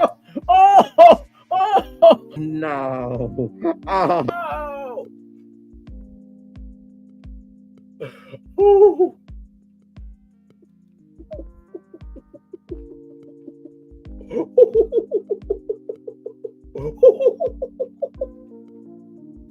Hey, why don't you go your favorite person in the world yourself?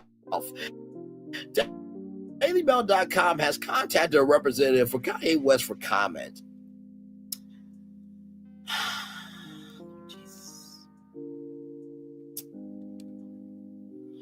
Blatt memorably promoted and facilitated the release of Paris Hilton's 2001 X tape with Edward Solomon one night in Paris. Blatt, who dubbed himself the scandal specialist, previously told the Sun, the UK Sun that is, in 2022 that he has seen countless celebrity sex tapes and even bumped into the stars of them in LA.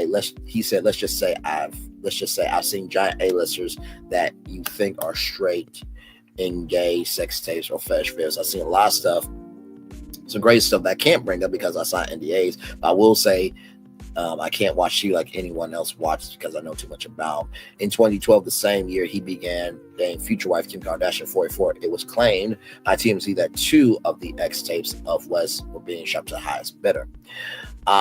West and Sister Tori are allegedly heading for divorce just 11 days after her naked stunt on the Grammys red carpet. It's thought that they have verbally agreed that she will get a payment of $5 million. It should be $20 million, like I said, following the short marriage which began in December 2022. A source close to the rapper confirmed that the couple have now broken up and they expect a legal filing to end the marriage in the coming days. Now, trigger warning, YouTube, what I'm about to show, okay, comes from the Daily Mail. Okay, comes from the Daily Mail right here. Hang on, let me see if I can get a better view here of the Daily Mail so we can see the logo, okay? Because I do not want. Okay, here it is here. See this, YouTube? See this right here? And say I gotta do this, but it is what it is. You see that? It comes from them. DailyMail.com. Okay, it comes from them.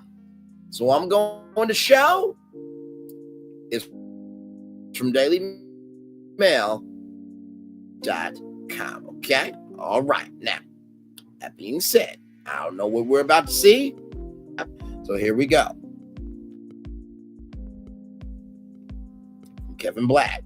Hey, Kanye. Hey, Kanye, you remember that X tape I helped take off the internet for you in 2012 with that hooker in Vegas? Yeah, this Jew didn't forget about the horrible performance and small D that you had high on MDMA.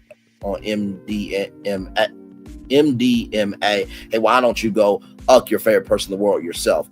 And Kanye, that's you, bro. There ain't no way to say that's AI. There's no way to say that's been cut, spliced, diced, Photoshop. That is you, bro. Okay? All right, let's roll on. Y'all saw it there. We're going to just roll on right there. Yes. Sister Tori is understood to be staying at their $35 million house in Beverly Park, North Los Angeles. For now, it's not known where West is, but some believe that he may even head back in the coming days to Tokyo, Japan, where he spent much of last year living in a hotel. Milo Yiannopoulos, who is a white supremacist, who previously worked with Kanye on his short-lived presidential campaign, which, once again, I just want to bring this up. I did not say this. He said this.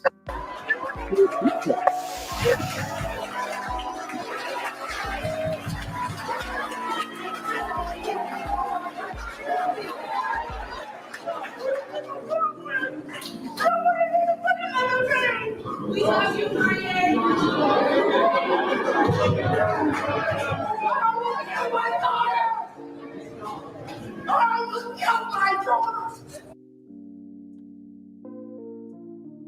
That's what he said. That's what he said. That is what he said.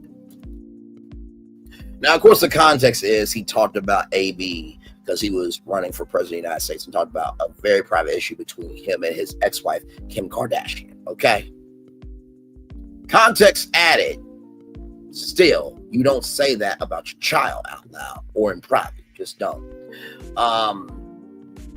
issued a denial purportedly on behalf of the couple, saying that West and Sister Tory were in LA looking forward to spending Valentine's Day together. It is unclear where Milo is their official representative.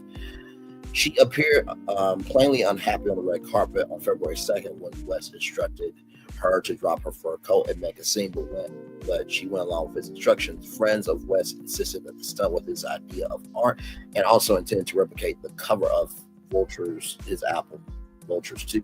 Mail Online contacted West and Sister Tory's representative for comment. The following day, Kanye wrote on Twitter, "My wife's first red carpet opened up a whole new world. I kept staring at this fellow like I was staring in admiration that might..."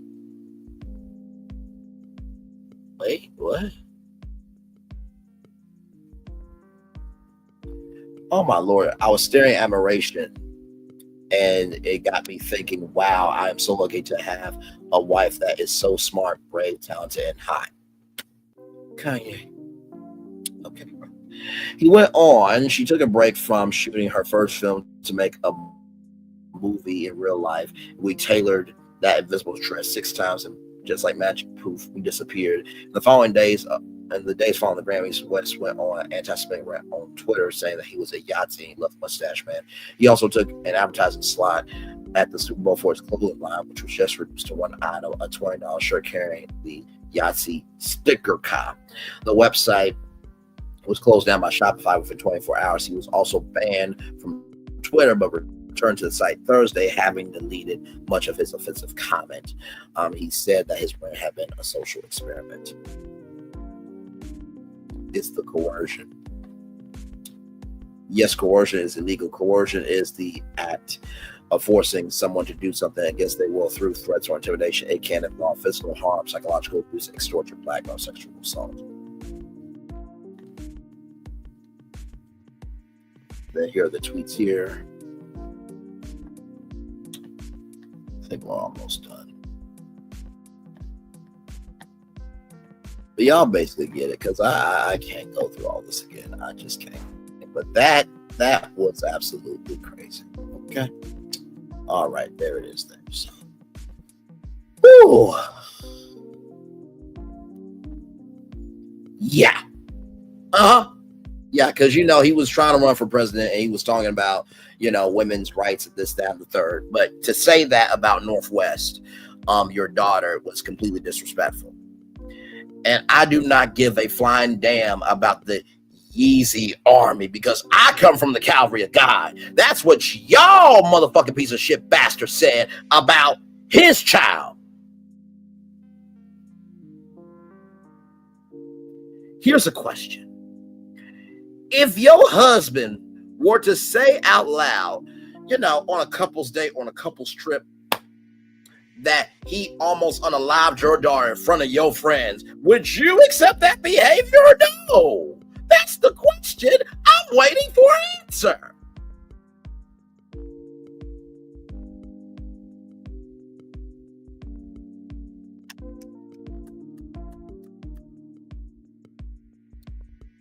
All right, then.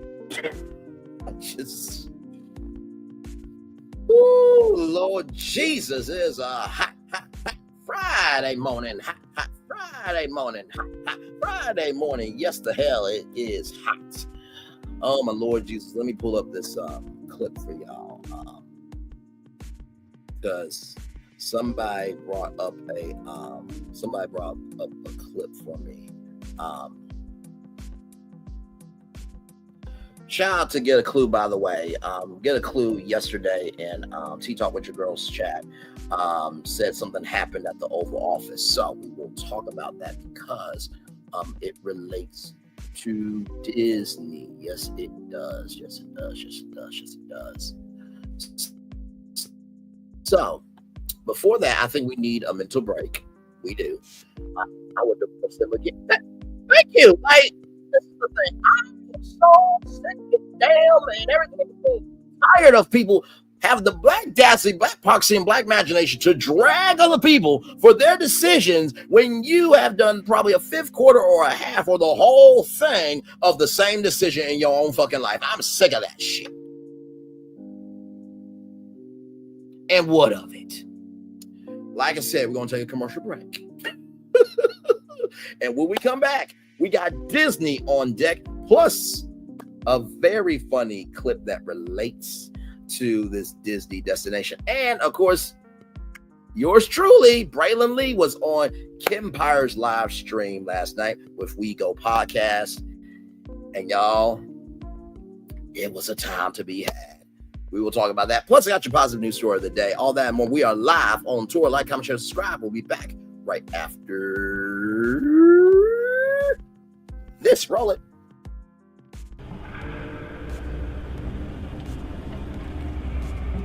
I got a question for you.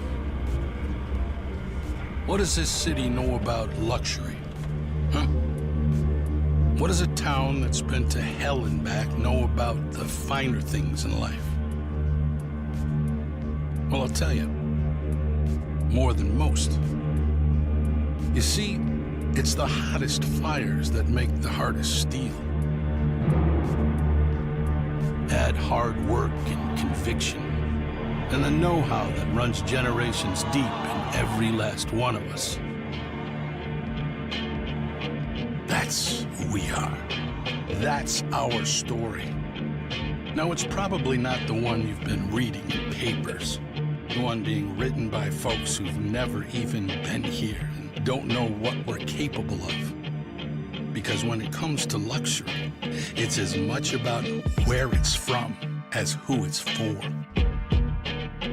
Now, we're from America, but this isn't New York City, or the Windy City, or Sin City, and we're certainly no one's Emerald City.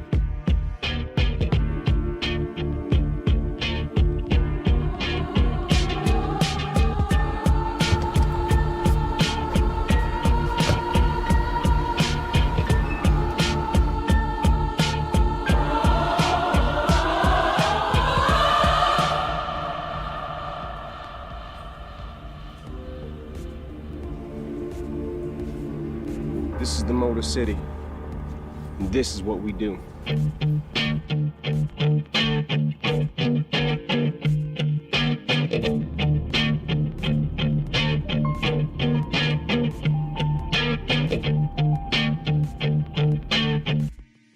New Orleans don't make a lick of sense to most people.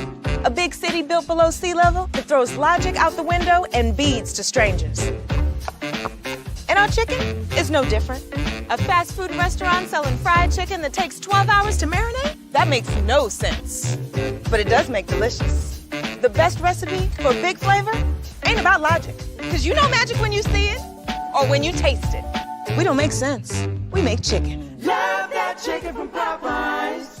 Sorry, folks, there's a breaking development. There's something down on the field. I see that too. What is that? Looks like a koala or a dog or a... They're all out there right now. They're trying to catch it. They're having a real hard time. They've got trash cans. This guy's got no chance. I think they got it. Nope. Now he's gone and driving a cart. Uh-oh, watch out for the goal. Oh. Oh, that thing is indestructible.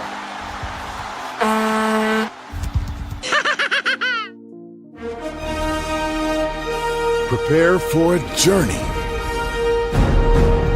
beyond imagination,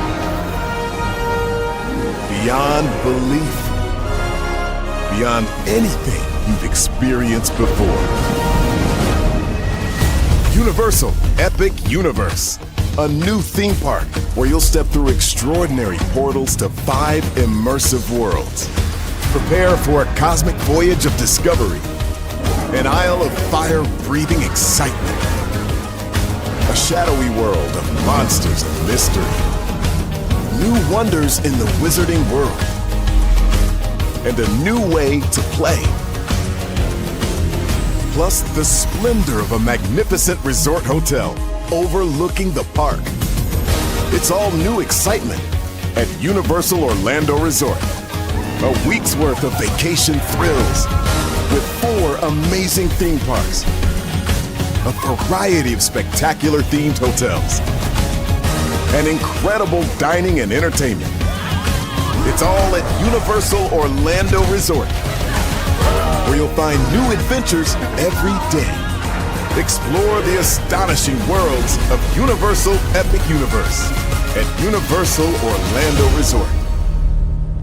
McDonald's, I'm loving it. McDonald's, I'm loving it. I'm loving you right back. So good, I had to tell you twice. Welcome back here to Brantley's Virtual Tour Live. Glad to have all you here on this good Friday afternoon. It is officially 1 p.m. there on the East Coast and 12 o'clock down south.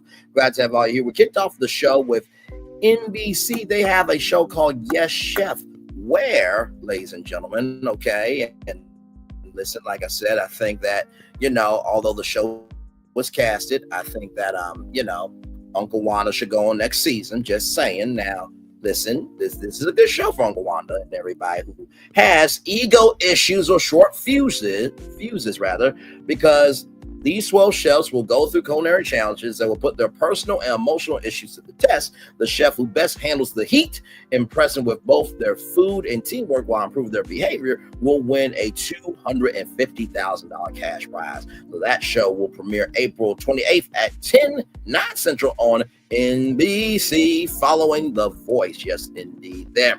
Then right after that, we talked about Nissan and Honda ditching their $60 billion merger talks face new uncertainty. I said that Chevrolet could really do it because they got rid of the Chevrolet Cruze, which was the dumbest decision ever. It was the best compact selling sedan in America. Yes, indeed. Then there's a new show across the way over in the pond called The Inheritance. This comes from the Traders team, and The Inheritance will be on Channel 4. So basically, Studio Lambert is making The Inheritance for the network with more than a shade or two of Traders. The Inheritance sees 12 strangers arrive at a grand English country estate, lured by the opportunity to inherit a chunk of a fortune. The fortune belonged to a glamorous benefactor known only as the deceased, who has left video messages for the players from beyond the grave. To release money from the inheritance, the players must work as a team to complete a series of challenges. To win the game, they must persuade all others that only they should be entrusted with the money. Yes, indeed. Then Beyonce made a record on say right here. So she is adding a 5th stadium show in Los Angeles and New Jersey, and these additions make the 35-time Grammy winner the artist with the most shows booked on a single run at MetLife Stadium and the most performances at SoFi Stadium by any artist or band. If you do not know, of course, she has added a 5th and 6th show to London and a 3rd night to Chicago, Paris, and Atlanta. So congratulations to Queen Bee from King Bee right there. Yes, indeed. And then, y'all, we just talked about Kanye. I mean, he's back on Twitter, but he's flat for sensitive content. Him and Bianca are getting divorced. Kim Kardashian had something to say on it. And then apparently there was a $250,000 sex tape that somebody got rid of from the internet. Child, it's so much going on Virtual Tour Live on this good Friday morning. Jesus. What? Wait. Who was it? Wait. Do you know the content creator that shouted me out? Because I want to be able to give love to people. So wait a minute. Okay, wait a minute. Was it Show Styles and Spirit? Who was it? Because I want to know. I sincerely want to know. So thank you so much for that. That's amazing. You were succinct and right on point. Another CC shouted you out on her show as well. That's how I knew to go watch this one. That's my bravery. Absolutely. But can Uncle Wanda bring a translator asking for a friend? Can you imagine Martha's? What the fuck?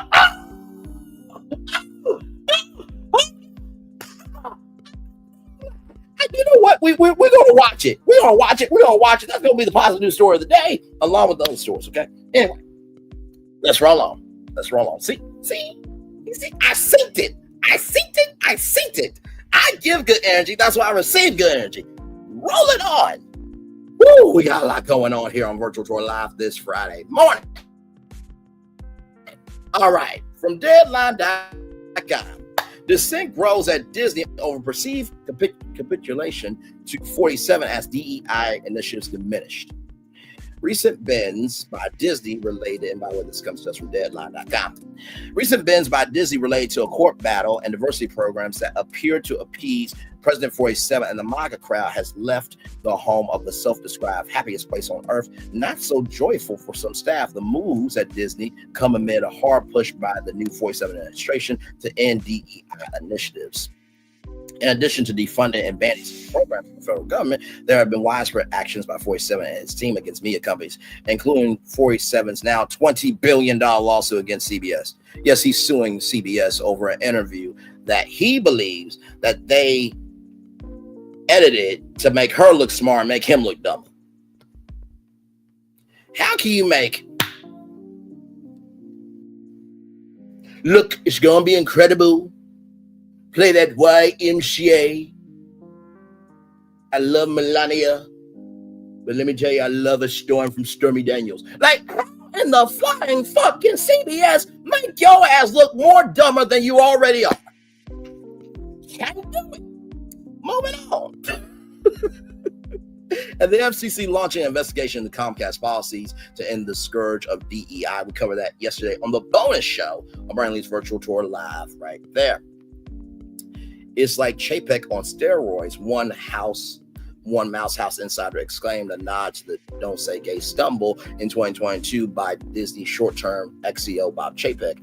After the now Bob Iger run media giant unveiled shifts this week in its much touted diversity, equity, and inclusion programs. In a memo to global staff Tuesday, Disney Human Resources Chief Sonia Coleman asserted that the changes and other related moves were intended to line up with self-declared business goals and company values. Through under discussion for almost a year internally, the latest in a perceived series of walkbacks by Disney under 47 2.0 was a hard pill to swallow for many staffers across various divisions of the company, calling the present slate of diversity initiatives at Disney uncertain. The insider added, "What's next? Where do we go from here? What do we stand for now? Keeping MAGA happy? This is not what I expected from Bob. I thought he had our back." Another well-positioned individual cited embarrassment over the public apology and $15 million plus Disney paid out late last year to 47's Presidential Foundation and Museum as a part of a settlement reached in the then President elected defamation case against ABC and anchor George Stephanopoulos at the beginning of the capitulation. By the way, 47 did not get sued for raping a woman in a New York City dressing room, but the claims of rape was substantially true, a U.S. federal court judge said. So really, ABC should not have to pay that. And then Elon Musk gave 47, $10 million for the ban off of Twitter? What is he going to do with all this money? Do y'all know how many lawsuits this motherfucker has? And he gets free money? His tax return was in the millions. What in the... So this is why I can't do the bullshit. My mama's always said, Bray, there's a way to say everything. Sometimes it's not. There is no way in hell that a black man can be a convicted felon, sue a whole organization for $20 billion, okay? Run havoc in government, get rid of us through policy, and think he will have a career. Ain't no way in hell. Even the devil has to be like, damn, I know that I'm a roaring lion seeking who I can devour, but good damn, this is too much devouring even for me. Like, that's what it is. Along with the DEI getaway, new disclaimers regarding what was once termed negative depictions, new compensation metrics, and rebranding under the Underrepresented Voices Reimagining Tomorrow program. Several longtime employees referred to the December removal of a transgender storyline from Disney Plus's upcoming Pixar series Win or Lose as shocking and pandering to MAGA. There's a strong consensus across a swath of Disney employees that the current Iger era is nothing like the last, when it seemed like the company and its leaders were comfortable taking a stance and sticking to it. Contrarians be damned. In 2018, Iger was solidly behind then ABC entertainment boss Channing Dungey and her team, and quickly canceled the highly rated Roseanne revival after a series of racist tweets by Roseanne Barr.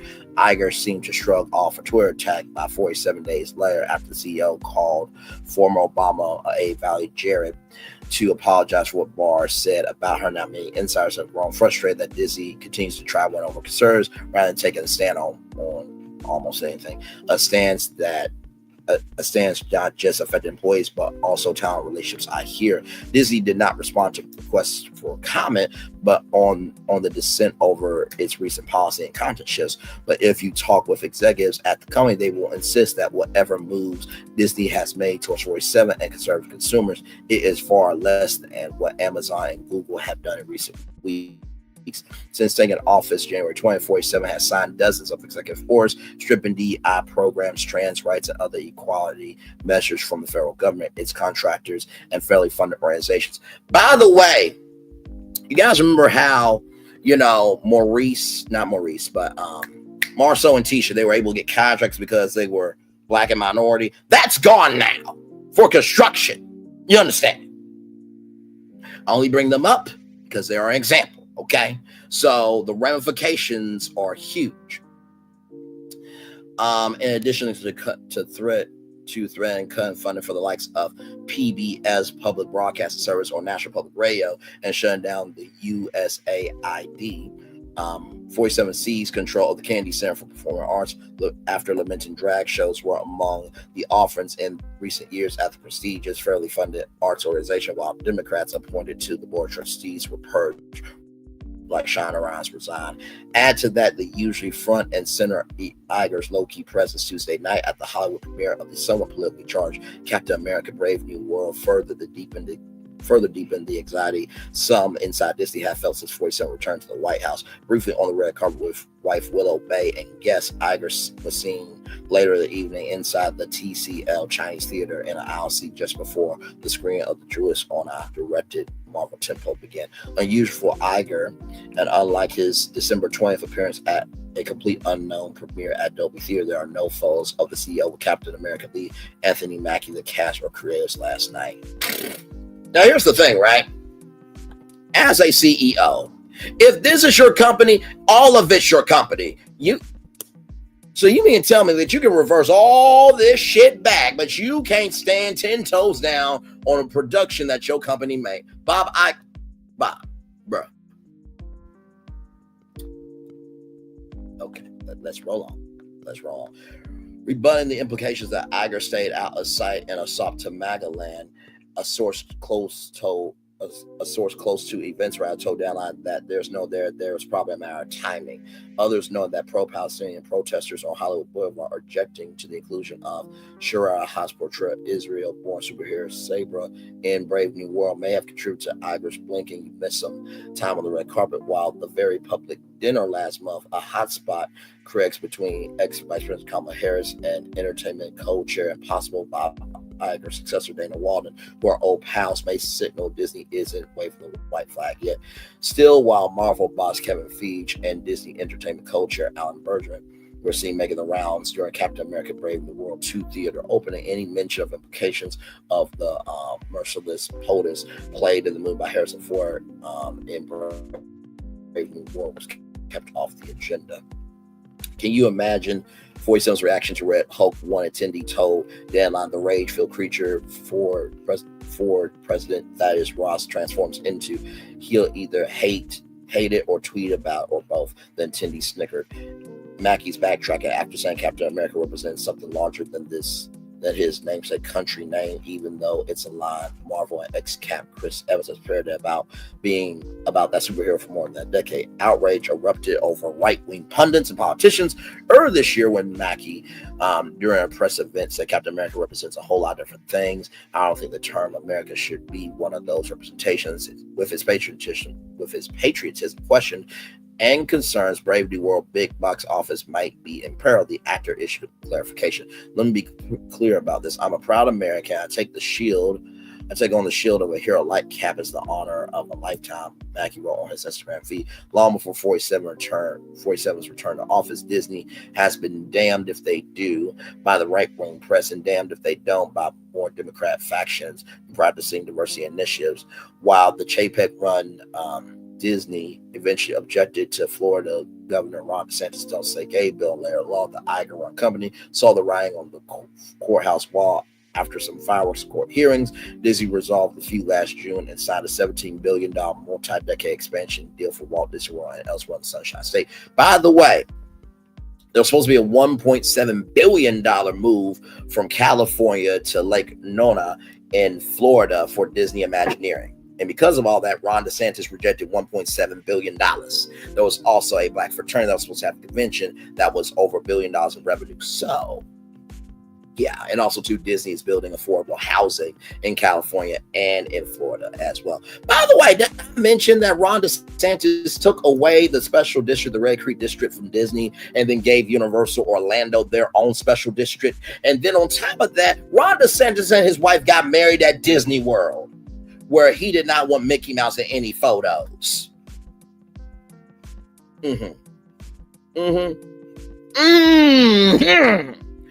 As much as Disney has been hammered by white-brain media, it has progressed slowly in regards to the depiction of LGBTQ plus community in movies such as Lightyear and the Letha Wafi voice Spectre in 2020's Onward.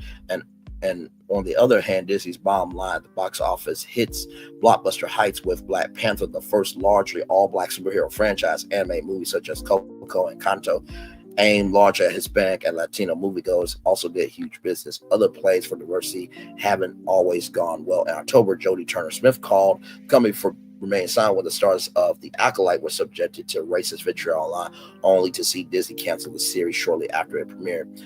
Fronted by a black lead actress, The Little Mermaid resulted in an offshore box office that wasn't prominent as other Disney live-action movies based on its classic tunes. Additionally, The Little Mermaid was subject to review bombing in France, Korea, Germany, and beyond. With the imminent threats by Disney since 47's election, 2 other potential MAGA minefields are coming Disney's way later this year. There's the March 21st opening of the company's long-awaited live-action reboot of its 1937 animated classic Snow White, starring Rachel Zegler, Gal Gadot. Soon after 47's November election win, Zegler posted a now deleted post declaring UCK 47 and May 47 supports and 47 voters and 47 never know peace. I don't mind that tweet at all. I'm with her. Okay? All right. Because guess what? Y'all voted for this shit. And also, too, since we're talking about diversity, equity, and inclusion, does that mean Senator Tim Scott is out? Because he's the longest running black senator in government.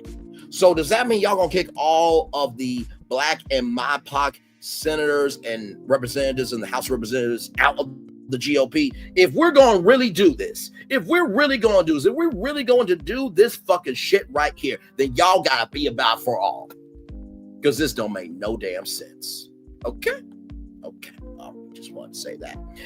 As the Megyn Kelly spurred on backlash, Drew Zegler put out an apology mid-November. She said, saying she let my emotions get the best of me. Still don't be surprised the former Celebrity Apprentice host pounced Zegler's initial statement closer to the Snow White debut. That's her right. So you mean to tell me that 47 can say he can pounce somebody in the middle of Fifth Avenue and get away with it, but she can't say that? Are you serious? Megyn Kelly, you were the one who went from Fox News to NBC trying to do sunshine, lollipops, and rainbow, the lollipop kids. Really? Loopa, gloopa, doopa-dee doop. Like, really? You went from Fox News to NBC to try to be this personality that you don't have in you to be. They could have hired me, and instead of calling it Megyn Kelly today, it could have been called Braylon Lee today or BLT. And I would have whooped your ass in the ratings. What the fuck is wrong with you? Damn. Jesus.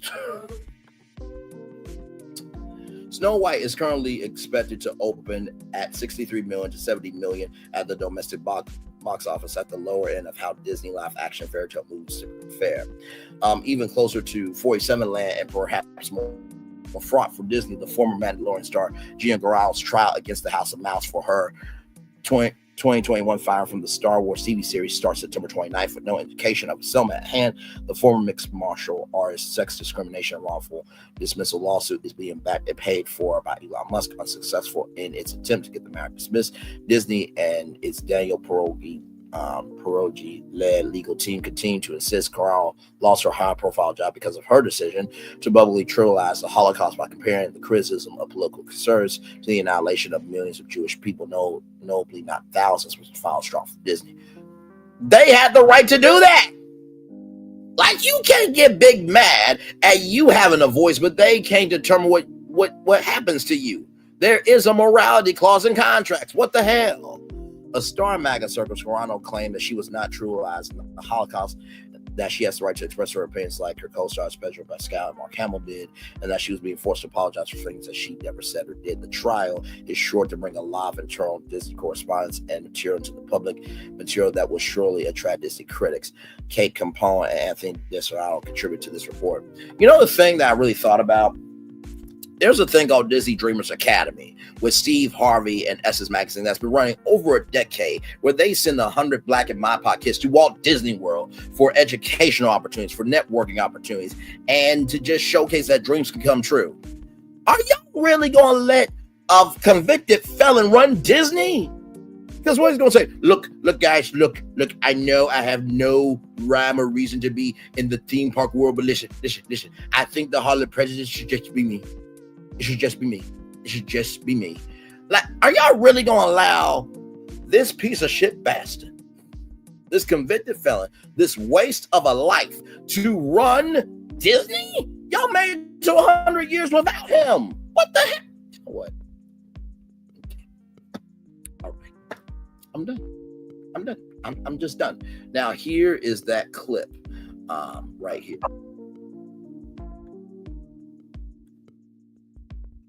I'll ask Elon Musk to say a few words, and we'll take some questions. Elon, go ahead. Sure. So at a high level, you say, what is the goal of Doge, and I think a significant part of the presidency is to restore democracy. This may seem like, well, are we in a democracy? Well, if you don't have a feedback loop, FAX, we would have to, if you sorry. So tell you, gravitas can be difficult sometimes. If there's not a good feedback loop from the people to the government, and if you have rule of the bureaucrat, if the bureaucracy is in charge, and then what meaning does democracy actually have? If the people cannot vote and have their will be decided by their elected representatives in the form of the president and the Senate and the House, then we don't live in a democracy. We live in a bureaucracy. So it's incredibly important that we close that feedback loop, we fix that feedback loop, and that the public's elected representatives, the president, the House, and the Senate, decide what happens, as opposed to a large unelected bureaucracy. So you saw him say that you need to go away. So let's watch that clip again from David Pakman. By the way, there are some incredible videos. Aries Girl Podcast, not Aries Girl Podcast, but shout out to hang on, let me go back. Shout out to, of course, we love Aries Girl Podcast. Y'all know that. Shout out to Get a Clue, a subscriber, for sending me that clip. And now here's a little bit of a longer clip here. Let me go back here. Where is it at? Okay, right here. Of Elon Musk's son telling Trump to shut up, that you're not the president and that you need to go away. This is what a world that we live in right now. Here is video, and it's sort of tough to hear. While Elon Musk is talking in the Oval Office the other day, and Trump is sitting hunched over and dejected, his son, in addition to wiping and eating boogers and wiping them on the Resolute desk, actually says to Trump at one point, "You're not the president. You need to go away." I'm going to play it here, okay? To restore democracy. This may seem like, well, are we in a democracy? Now, is it possible that Elon's son was speaking to someone off camera? That's been suggested. He wasn't speaking to Trump. He was speaking to a reporter off. Hang on. Wait a minute, because it's right here. Hang on. Let's see the clip one more time. And wiping them on the Resolute deck. "You're not the president. You need to go away." I'm going to play it here, okay? To restore democracy. This may seem like, well, are we in a democracy? Now, is it possible that Elon's son was speaking to someone off camera? That's been suggested. He wasn't speaking to Trump. He was speaking to a reporter off camera. Musk is. Okay. I guess maybe. Let's look at it one more time. To restore democracy. He certainly seems like he's speaking to Trump. And if he is, where would he get the idea to tell Trump, "You're not the president, you need to go away"? Here's another wacky video where the kid seems to tell Trump, "You need to shush your mouth." Prices from one year to the next are the same, and Trump seems to look at the "Oh, don't we all, kid?" The kid seems to tell Trump, "You need to shush your mouth." Prices from one year to the next are the same, and Trump seems to look at the kid. "Oh, don't we all, kid? Don't we all?" You know, I don't know whether the kid is talking to Trump or talking to someone off camera, as some have suggested. It certainly seems like he's talking to Trump. This is simultaneously hilarious because it's we're all thinking this about Trump. "You need to go away. Please shush your mouth." It also, I don't want to talk about the kid, but it also is certainly about Elon Musk's parenting. We know, because Elon Musk has said he can do whatever he wants. Yes. This is a kid who's being brought up in a painfully entitled way. And what that leads to certainly is this sort of behavior. So let me know what you think about it. Let me know who you think he's talking to, but wild and wacky stuff. Yes, indeed it is. All right, y'all. Speaking of wild, wacky stuff, Carlos King. Yes, indeed, Carlos King. Last night there was a live with Kempire and WeiGoPod podcast, and so I did a bonus show for y'all, and I was watching it in the background, and then I saw people up on stream. I'm like, oh no, because this media nerd of social media has been telling y'all the 5 statements. Has been telling y'all that there has been no press release sent, and that Carlos has the black dashing by proxy black imagination to not know whether he wants to be Bruce Wayne or Batman. Bruce Wayne is his daytime persona. He wants to be a TV producer, and Batman, he wants to be a TV host. Okay, so this was last night on Kempire, and here we go. I am so excited. Here we go. Every show I ever watch of Carlos Case, I always feel like he does black women such a disservice, and that's being like nice. But anyways, it's such a great live. I'm gonna keep watching. I love it so much. I didn't even start the timer. Damn it. Thank you. Sorry. Thank you for calling in. Thank you. And they did a great job. Short. Okay. I'm not going to forget for everyone else. Okay. Braylon, I'm going to bring you up next. Braylon, what did you want to share? Hey, you guys. Hopefully all is well with y'all. Hi. I wanted to read this quote very quickly because Carlos said this in a rap article. The state of reality is really interesting because you have some people who are joining for the wrong reasons. They want the quick thing, the quick money. There's nothing wrong with that, but it's their inability to give their real stories. When you hide something from the audience, that's a no-no. I have no interest in working with anybody who's hiding their real lives. So you mean to tell me that Melody going to the American Reality Television Awards and winning the Queen of Reality TV, and that award show's been around 11 years, and you didn't give no credit to her, but yet you're hosting the Real Screen Awards in February, which already passed, but that award show's been around for 15 years. By the way, with Destiny, Was it grooming when Tisha invited Destiny onto the girls' trip and Destiny was around Melody and said, I love you, and smacked her on the behind? And by the way, can we talk about not talking to your cast for a whole year, but yet DC wants to come back? And y'all do realize Reality with the King is just nightcap repackaged, right? Yeah. Okay. I just wanted to say that. Love y'all both. Y'all keep going. Love you, chat. See y'all soon. Bye. Thank you so much, Braylon. And look at perfect timing. I gave him a little leeway with the quote. I was like, oh, it's quote. Perfect. And he gave us love. All right, Jazz is back. So let's look at the live chat. Let's see here. Come on, Braylon. Alpha MC says, on point. It's the finger point for me. Boom. Crying emoji for crying cat emoji, crying emoji. Go Braylon Lee from CC. He means business. Come through Braylon Lee. Tennessee girl Braylon Lee, ladies and gentlemen. Bring Jazz up next. Jazz, what did you want to He share? ate that up. Well, thanks for taking my call. But I wanted to say I really used to love this show. I really did. But let me do this. Because you know what's really interesting? For everybody that supports Destiny, Kimmy, Maurice, Tasha, Marceau, Trish, Ken, did any of them go up on Kempire's live last night? I don't think they did. But yeah, y'all about y'all business. Okay. Very interesting. Let's keep looking at the live chat. Braylon did that. Yes, shout out to Pastor Braylon. Drop the mic. He got receipts. Yes, I do. You go, Braylon Lee from Sweet Essence. Yeah. I just, Yes, Braylon Lee from Jillian Ruff. From Jill Ruff, rather. That's right, Braylon Lee from When Take Talk. Yep.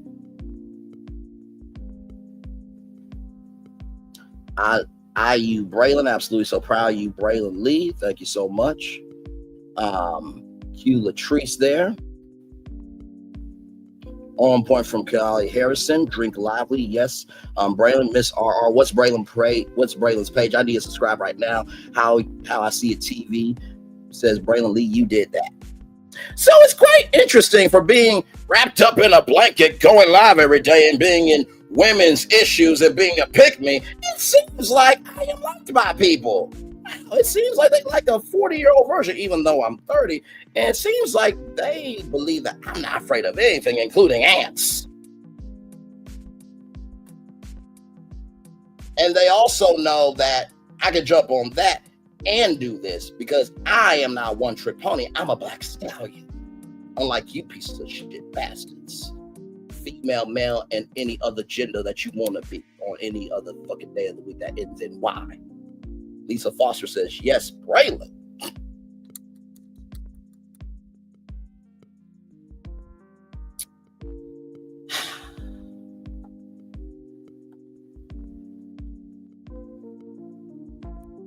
Y'all big man?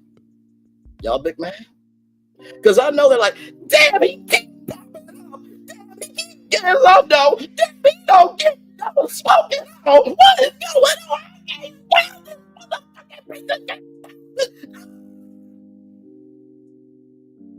Do you know why I'm getting all that? It's because I give all that. Consistency plus tenacity equals your destiny. How you think and how you move determines the flow of blessings or curses in your life. It's called the law of attraction. And some of y'all are attracting negativity because here's the gag. Your negativity. What a thought. And with that being said, let's check out Anonymous T, by the way. Like, Jesus Christ. No, you not. Oh, my Lord Jesus. Oh, my Lord Jesus. Before that, though, I just saw this. I said this to myself on Facebook. Hang on 1 second.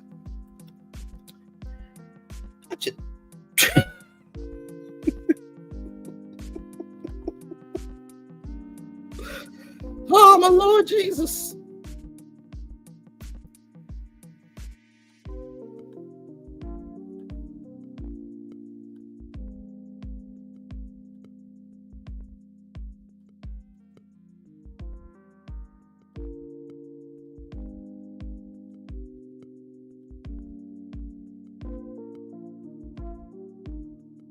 Hang on, y'all.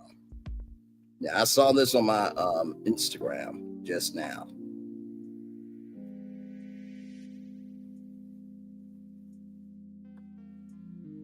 I think this might be the same thing. But let's see it. Here we go. What does that have to do with my positioning? And you want to act like these women, everybody just because they don't respect what does you. that have to They do should with have my never seen that. positioning of threesome, Destiny? You were grooming. I have Again, been there's no grooming. reason for Okay, you to let me be say smiling this. and crooked Be about very married men and women. That is what that is. That's grooming. Tisha, did you ever feel like I was grooming you and Marcel to have a threesome with me and Martell? Talk about the inappropriate text that I you said sent to that- Marcel. What inappropriate text? Yeah, talk about it. What inappropriate text did I send to Marcel? Tisha. Okay, so I feel like at the time when Destiny speaks on the limousine situation, the whole situation, the limousine was Martel's idea. It was Martel's suggestion. He suggested that. And Mel was like, okay. And he got upset. He was like, y'all not gonna do it? We was like, hell no, we ain't doing that. But it was Martel. That was said on demand, on OWN, and Philo. Rolling on! Oh, Lord Jesus. Let's go Anonymous T here and see what's going on with that gorgeous sister there. By the way, y'all, Anonymous T got to 20,000 subscribers. So she will be going live. I'm excited. Okay. Now, I have not heard this. So we're going to watch this and listen to this together. Here we go.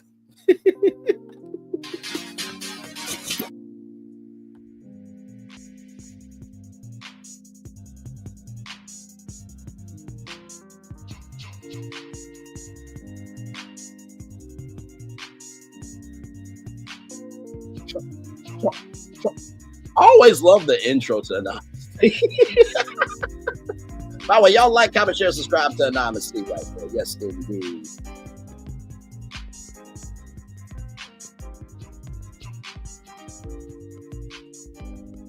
Hey there, it's Anonymous Tea, where we spill the tea anonymously. Hello, hello, hello, hello, hello, everyone. Hello, YouTubers. Hope you guys are all having an amazing day today, sending good vibes, sending positivity, sending blessings, and good energy to each and every single one of you. Thank you so much for tuning in. So today we're talking Love, Marriage, Huntsville / Carlos King. Y'all know why y'all here. Anything I say is alleged in my very, very personal opinion. This is for entertainment purposes only. None of this is personal. The Copyright Act of 1976 is in the description box. Some meat and potatoes, some housekeeping items. It is free.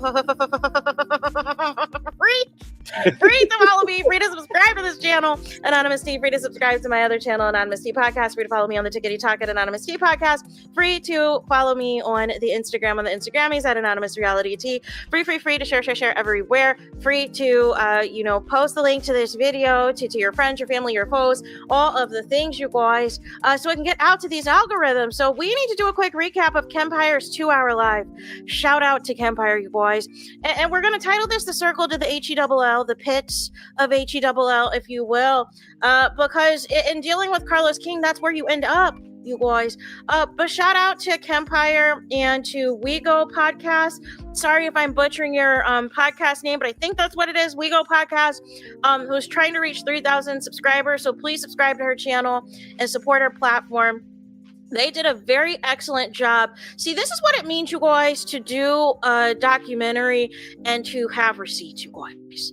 Have receipts from actual interviews, actual quotes, and things like that, and not just random screenshots from super chats and screenshots from thumbnails on YouTube and stuff, but like actual receipts of people who were on Carlos King produced shows. I think the only thing that was left out was the drama that happened in the lawsuit with R&B Divas, and how a couple of these other more recent shows of Carlos King, the ratings and the renewals are nowhere to be found, like Family Empire Houston, like what was it, Bold and Bougie or whatever, that came on WeTV, and everything else just poof and you missed it. But nonetheless, I'll try to summarize this as quickly as I can, and the only way that I can, and that was they started off quickly kind of doing their own surviving Carlos King, if you will, basically saying, listen, looky here, here are all the black women that Carlos King claims to protect,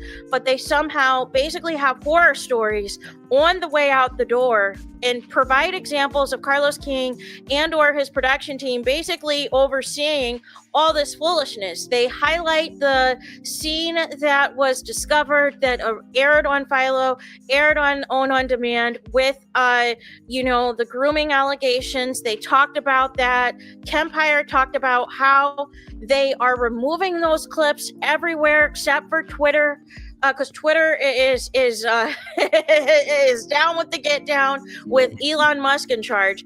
Anything goes on Twitter, but everywhere else, apparently OWN is sending these strikes, is making you take it down, even if you try to refute it. They're saying no. It's not going to happen. It's not going to stay. You're going to have to deal with it. So nonetheless, he thinks that this could potentially be for legal reasons. They don't want legal ramifications. Basically, just chronicled each black woman's story, right? Just chronicled, how Destiny's a lie, how she's a flat out lie, and how Martell doesn't see how these grooming allegations can negatively impact him as well, can negatively put a stain on his reputation as well. He's just in there just hoping to just, get at Mel, try to quote unquote ruin Mel, but he doesn't realize he is, all of this is going to come back to him in one way or the other, right? And thank you for letting me know. Then also briefly called out Tisha on just her running her mouth. Kimmy, they said Kimmy had a moment of levity where it didn't seem like she was produced or anything when she realized that there was some very maliciousness and nastiness going on. It's one thing if they want to make up a fake internet rumor about Mel and all this other stuff. It's another about something where they were all in the limo, but we still to this day do not have receipts or proof of what actually did go on in that limo. But we know Tisha added in some butter on it, and Destiny twisted it around to make it seem like it was a Mel thing, but really it was a Martell thing. And that opens up a whole nother can of worms of what really did or didn't go down, right? But try to tie that all into grooming and it didn't make sense. They talked about her appearance on her podcast where they were unsure if she really walked it back or not. And then, of course, Dion kept saying, oh, nothing's going to happen. You have to prove it's a lie if you're going to get sued.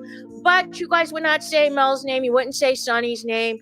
And you said yourself that you used the wrong word. You should have used something else. You should have gave better examples, When the bottom line was you basically just said people were freaky. But that would have to include yourself if you've allegedly had a threesome already and on camera were trying to suggest threesomes to Scott's 2.0. And furthermore, was, again, hanging all over Mel, telling her how much you love her, how you want to be a part of her village, right?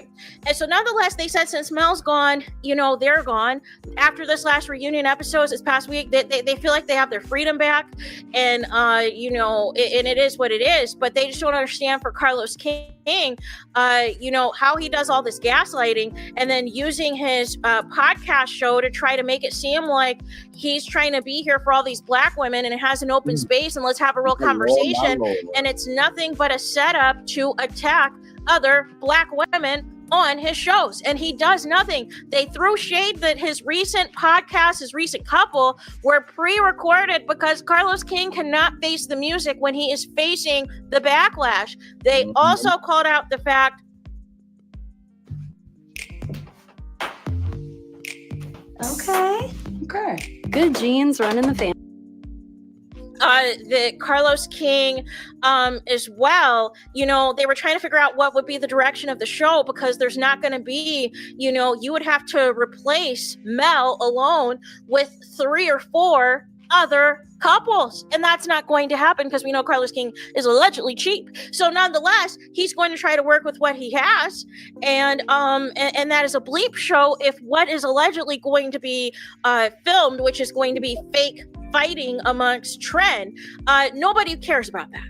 Nobody cares. So nonetheless, they wanted to take it back to the end of last year. They posted the clip when Akeisha quit live on air on Mr. Mondays to the shock of Carlos King, and his face was frozen. Wait, that's Akeisha Cologne. That's Melody Cherie. That's So Gucci. That's Winter Williams. That is Candy. And also Stormy quit, but yet she's coming back to the reunion. You know, Stormy's not that intelligent, because for you to say I'm leaving the show because, you know, people came to my warehouse and, you know, people made my character this, that, the third, and just anything that you want to say, why would you come back to a show that hurts you? Oh, Lord Jesus. Stormy still is the Portia Williams of Huntsville. You know, hang on. I guess Stormy had this type of moment here. It's not just feeding the hungry only on Thanksgiving. It's an everyday situation. You know what I mean? This is 265 days a year.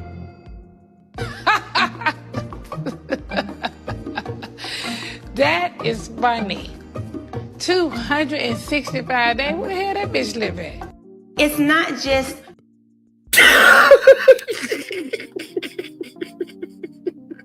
It's such a convenient clip. Let's roll on, shall we? Look like CK is about to get sued. Stormy wants to be the head HBIC, but it was too much for her to take, right? Oh, Lord Jesus. Let's roll on.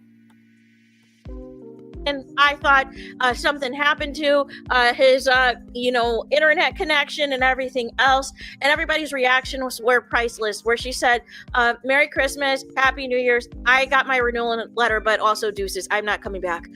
Also chronicled, so Gucci kind of gave the backstory as to what actually...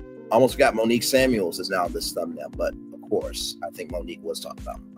Happened on the Carlos King live, how Carlos King was embarrassed and privated that live when she called him out for being two-faced and lying about whether or not Selena was going to be on the show or not, and you know, basically telling So Gucci one thing, but then she found out behind the scenes via another producer what was really going on. And so she felt, you know, Carlos King didn't contact her since. They highlighted her interview with Millie Chan, shout out to Millie Chan, where she is speaking on, you know, whether or not she felt that Mel should have left the show sooner, talked about how she felt that she just did not have any backing from Carlos King, and that he called her a few weeks ago, apparently, allegedly, you know, basically alluding to her wanting to come back on the show, wanting her to come back, but not really saying in a way that was making her feel like things were going to be different, something was going to change. I agree. Basically, it was, she knew in her heart that if she accepted this, they basically needed somebody to go in on the attack. And we knew this was going to happen, right? We knew that they were setting this up to try to tear down Akeisha, which is why Akeisha quit, because they were going to try to use that fight to make it seem like Akeisha is not this good person. She's this terrible person, da-da-da-da-da. And since she was gone, they were going to take it out on So Gucci. So Gucci said, deuces, not coming back. I already quit, and everything else. And then also brought up the question on whether or not there was any pending lawsuits. And she said that she is going over every single thing, every nook and cranny with her attorneys, right? Then we move on to Winter. So they highlight the Queen Sheba interview. Shout out to Queen Sheba. Highlight, you know, how they said that, you know, the big deal, of course, a lot of people talked about the low pay, the alleged pay between $250 to $2,500 an episode, all of these things, and how she wanted, how Monique wanted Winter to make the same as her, and all of this. But they felt the bigger story was the alleged producer who was, you know, yelling at the men to continue to yell and attack Winter and say, you know, to get her, and all those things, and how they felt that was out of line, that was inappropriate, not protecting Black women, this and that, highlighted in the interview in which Winter is crying, Winter is upset, and everything else. How her glam team is shook and all this is happening. So this is verbal ABUSE. This is inappropriate. This is too far. And then how Carlos King tries to gaslight you after the fact, saying, you know, you can thank you so much. You're a strong woman. Da da da da da. And they feel as though, you know, this is the game with Carlos King. Carlos King will do anything for a scene. Will do anything for as messy as it gets. compared how he is with Andy Cohen, how Andy Cohen wants to get in the video, how Andy Cohen wants to be seen, just like Carlos King and all these things. However, there doesn't seem to be a limit. There doesn't seem to be a bar. Nope. Once you just cross this line, it's it. And for him Kempire called only. out the people who think that he wants to be on reality TV. He was like, no, I'm not new to this. I'm true to this. And he was like, for people who think he wants to be Carlos King, he's like, listen, look at my receipts, check my other channel, check my other platform. My first interview was with Oprah Winfrey before Love and Marriage Huntsville was a twinkle in the eye, before Love and Marriage Huntsville was even a thing, before even Carlos King was on this network. And I want to pause there because people tend to forget that the Oprah Winfrey Network had Oprah's Masterclass, had Oprah's Life Class, had Kidnapped by the Kids, had Ayala Fix My Life, had Ask Oprah's All-Star, had a show with Pete Walsh, had the Gayle King Show where she simulcasted on Sirius XM and on the Oprah Winfrey Network. Okay. Had Finding Sarah, the Duchess, she was a Duchess, Life with LaToya, Your Own Show, Oprah Search for the Next TV Star, Super Soul Sunday. Like, there was a whole network before Carlos King. Okay. So to Anonymous T's point, she is absolutely right about Kempire, and also I'm right about it was a whole network before Carlos King ever came through. Okay. And by the way, Ready to Love has made it to 10 seasons. Okay. The longest running black dating show on television. The Never Ever Mets. Well, Ready to Love, Never Ever Mets, First Time Buyers Club. OWN is looking to build more. Okay. And let me just tell you, like I said when I was live on Kempire, I truly believe that Brainley's virtual tour would mentally, emotionally, and every other space would mollywop Reality with the King on the Oprah Winfrey Network. If Brainley's virtual tour was on weeknights at 6/5 Central on OWN, we would whoop Carlos King's ass. It would not be hard to do. It would be easy work. Because you see how long we've been live here. You don't see it, but I do. 2 hours, 51 minutes, and 23 seconds on my own. Carlos can't do that. Carlos cannot do that. Carlos cannot do that. Moving on. They also highlighted Candy Burris, and they referenced the interview that she did, shout out to House of Aaron, where she called out Carlos King trying to steal her life story and trying to steal the Escape life story, and found out basically from behind the scenes that another producer was already interviewing Mama Joyce, trying to get the rights, and Candy is like, we were personal friends, we were really close at one point, like my husband and you have worked together on other projects and things, and this is how you do me, this is how you treat me, I want nothing to do with you ever again. Finding a tutor for Sam was all about finding the right fit. When I discovered Wise. So for those of you who don't know, House of Aaron talked to House TV real disrespectfully and said, are you one of those melanated that will call my job? And House TV is nothing but love, kind, and graciousness. So I still believe House of Aaron is a good content creator, but that was foul for what he did at House TV. Rolling on. .com. I was thrilled by. So nonetheless, and she was really emotional because she just couldn't believe that somebody had the audacity, right? And then to do it behind her back was just the most disgusting part of it all, was how Carlos King could get close to these people and make it seem he loves you and loves on you and is super close, wants to get all this information out of you. And then the next thing you know, something allegedly is getting stolen and being repurposed and repackaged to another network to try to pitch another show on your behalf, but you're not involved in any of it. Like I told y'all, Reality with the King is just Nightcap repackaged. I told y'all. It makes sense. Then they also highlighted the Monique's interview, and I apologize in advance, I don't remember the name of the podcast that she was on the YouTube that she was on, but basically highlighted how Monique called out Carlos King without saying his name, obviously, obviously, but how he basically said that he is going to treat her better than how Bravo treated her. He's going to do her better than the quote unquote melanemic folks did her on Bravo, only for her to be done worse with Carlos King Productions, with Kingdom Reign, then her counterparts at Bravo. And she thought you could at least wait till the second season, you know, to you know, turn on me or give me a bad edit or this and that. And she said a lot of her good moments, a lot of the positive things she was doing, they didn't care. All they wanted to see was her yell at her now ex-husband, Chris Samuels. And she said it makes it easier for them, especially if Chris Samuels doesn't engage like that or doesn't say much or doesn't, you know, feed into a lot of the back and the forth in the argument. So it just looks like she's just this person who's just rah, rah, rah, you know, at her husband and everything else. And so it's like when you just put it all together and you have all of these examples of all these Black women, and they even you know, took it back, and I think it was a caller that referenced it. Shout out also to the caller. Shout out to Show Styles and Spirit. Shout out to Braylon Lee.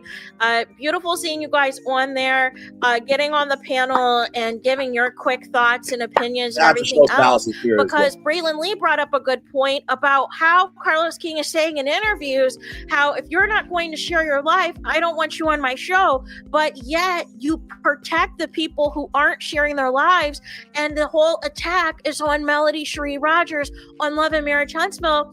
And then you know, and I think it was Show Styles and Spirit, please correct me if I'm wrong, but mention how Carlos King has his favorites on these different platforms, and how now his favorite is on Bell Collective is Letitia Pearson, and of course her husband Glenn, because he's quit his job, and he has his favorites of people who are willing to do everything and anything for a reality TV spot, for camera time, for all the things.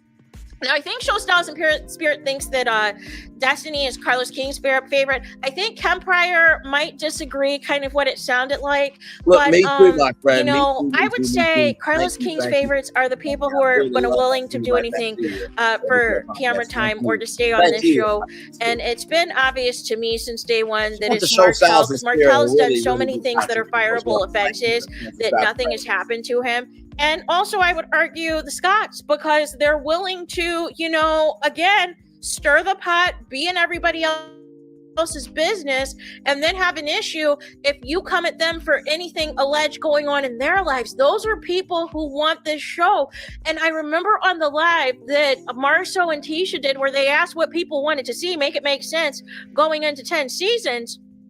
But they got mad at a comment basically saying, if you're rich, if you're successful, and we're not seeing Black excellence anymore, why do you want to still stay on this show? And Marceau got offended, like it was like anything for this check, anything for us to be, you know, famous. And it was very weird. It was a very weird response. It was a very weird reaction. But again, when you are in the pits of HELL, when you are in the circle of HELL, nothing matters anymore.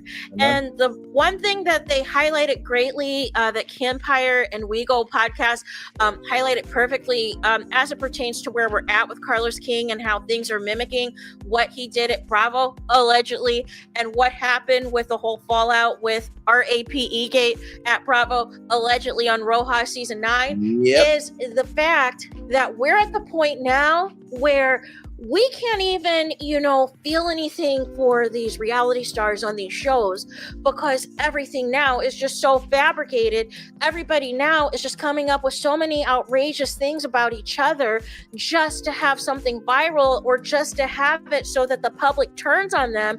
But it's really meant to destroy and try to ruin this person. And so they talked about, you know, just again, you know, the willingness that some of these people are willing to do to go to these lengths, and really just felt, you know, speculated on, you know, possibility of there being a class action lawsuit, perhaps if the people who have left the show are, you know, perhaps, you know, coming together to maybe file something huge against Carlos King, against the OWN network, reiterated that it's not just Carlos King and production. direction that's the problem, but also that it is at the network as well, because who is, ultimately doing the sign-offs, who's ultimately approving these episodes, these edits to go to air and make it to air in front of all of these advertisers, in front of these broadcast and streaming services that air the show, you guys. So nonetheless, I hope I kind of tied that all up in a bow, you guys. But I felt, it was great for Kempire to do this because he has over 522,000 subscribers, and it's going to go out to a lot of people. I think last I checked, I think it has almost 12,000 views since I had last looked, as I'm recording this video right now. I'm sure it's going to blow up though. And then it was weird because today Carlos King had some posts. It was either today or earlier today about how he loves the girls. No. You love the girls that are going to be indebted to you, that feel like that they owe their lives to you. But as for everyone else, it is a wrap. And one of the callers, also put it eloquently on anybody that has the confidence, such as a Melody Cherie Rogers, such as a Winter, and others that, are confident, are nice, are sweet people, are genuine people who have their own, who don't need the show. Also, Aikisha Cologne and others. It seems as though Carlos King has been on trying to humble those people, trying to tear down those people, and try to lower them to an even playing field with the people who desperately need this show, who do not have the coinage, who do not have the wealth to match. And it's just disgusting to watch. And that's why I said with reality TV, it's like people want to pick and choose what they want to take at face value, but I always pay attention to the people who get the worst edit. Are you getting the worst edit because you're a bad person? Or are you getting the worst edit because everyone else wants to gang up on you because you're the star, you're the genuine person, you're the person that everybody likes, you're the one that's popular with the fans, and they think that they can manipulate the viewers into thinking that if they all band together against you and make you look like you're a monster, make you look like you're a horrible person, that's going to bring fans to their side. But what they don't realize is it has people that actually turn on them more. It has people that can't stand them more. It has people that see right through them even more. And as a result, it all blows up in flames. Hence why we are in the circle of HELL. So there's that. Let me know your thoughts in the comments. Shout out again to Kempire and WeiGoPod. Check them out. Yes. Watch the videos. It's 2 hours long, but I promise it's worth the time. Have some popcorn, have some wine, have some dinner wherever you guys are, and just put it on your TV, put it on the big screen or whatever, and just sit back and watch Kempire and WeiGoPod really break down surviving Carlos King. So let me know what you think in the comments. Please do not forget to like, comment, and subscribe. Hit the notification bell so you're notified the moment I post the content on my channel. And with that being said, I'll talk to you guys again very soon. There it is. Shout out to the one, the myth, only Anonymous C. Also, Show Styles and Spirit as well. Shout out to her. Two great content careers there. And by the way, that video there has 63,419 views and 5,700 likes. Woo! My Lord, what a jam-packed morning/afternoon. Of course, I got your positive news stories of the day here. Barack Obama shares message for Michelle Obama on Valentine's Day. 32 years together, and you still take my breath away.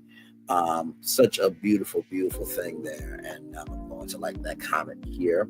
Going to read it here. Thank you, President Obama and First Lady Michelle Obama, for showing class, dignity, love, empathy, sympathy to everyone, no matter who they were, where they came from. You did with race, you did with class, and for that, those who respect you, we are forever grateful.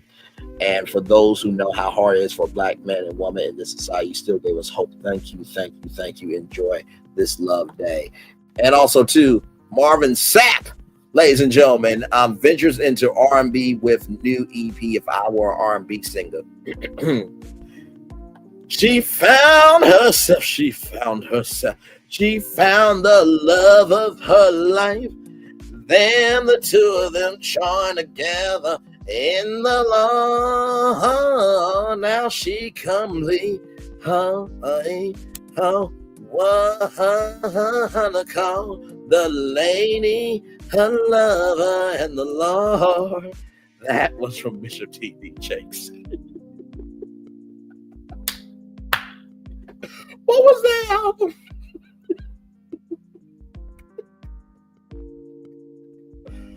The Lady, Her Lover, and the Lord, Bishop T.D. Jakes. So it was a book, by the way, and then it was on the album Sacred Love Songs, featuring Shirley Murdoch.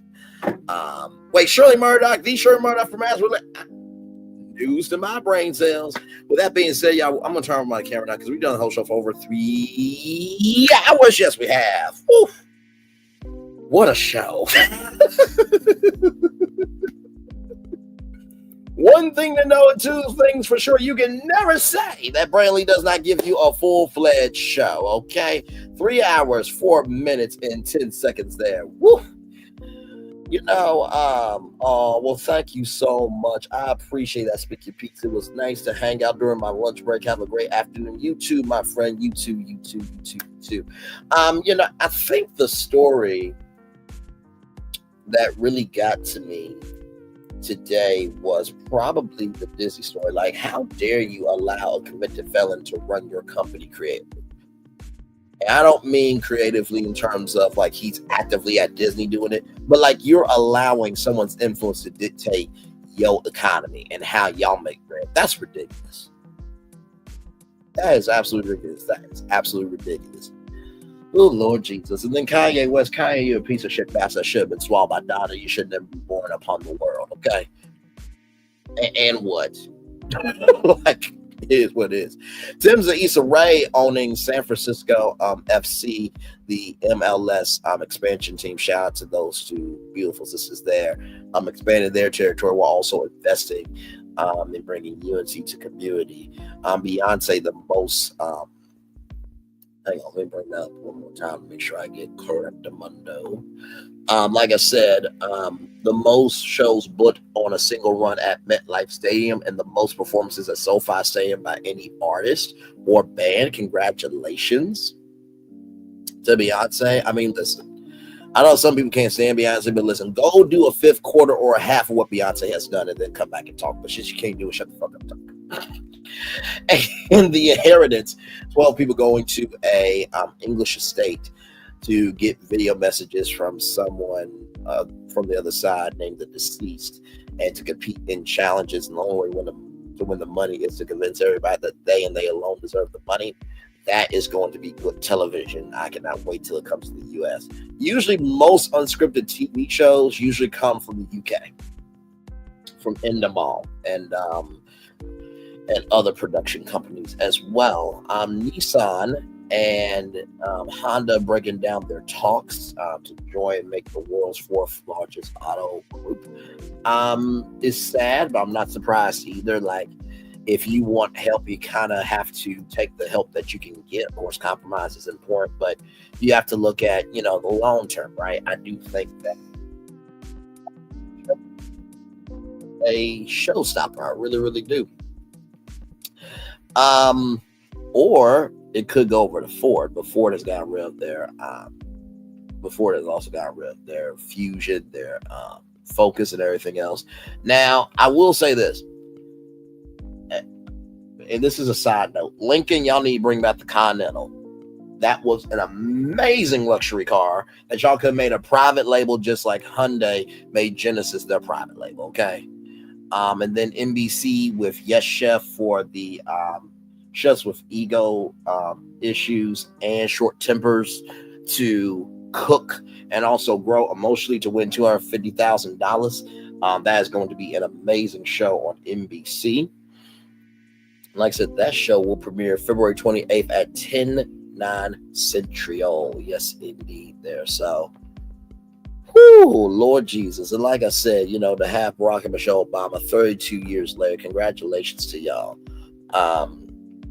That is a huge, huge deal. We need to celebrate all the joy that we have in the world. Amen. Then Marvin Sapp, I'm actually going to listen to it because let me tell you something. Marvin Sapp can sing. We ain't going to take that away from him. He can sing, but I'm trying to figure out like how in the world did this come to be that he, got into the R&B world, you know what I mean? So, but yes, indeed there. Oh my Lord Jesus.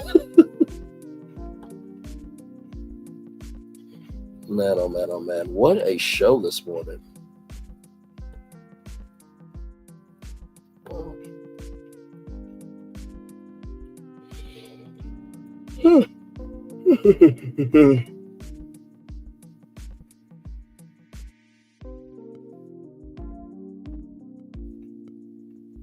But yes, indeed. Oh man. So like I said, what story got to y'all today? What destination got to y'all today? I mean, we covered a lot. We covered a lot. And also too, like I said, to Kempire and We Go podcast. Like I said, amazing live. Just being real about what needs to be said. Very, very, very well done. To Kempire and We Go podcast, and to everybody who called in. You know what I mean? So it's not easy to call in on a live because for everyday people, that's the closest, right, that people will ever get to being on live TV, and being on YouTube live is just as nerve-wracking. So shout out to y'all, and great live there. Whew, yes indeed. Lord.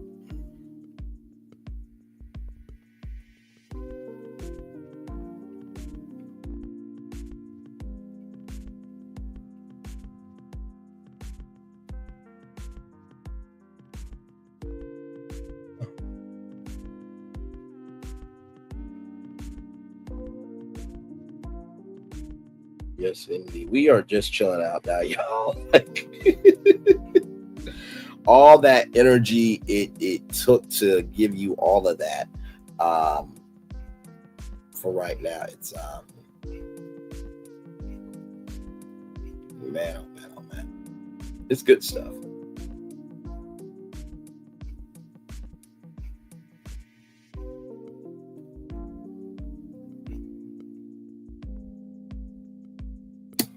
Yes, indeed, there.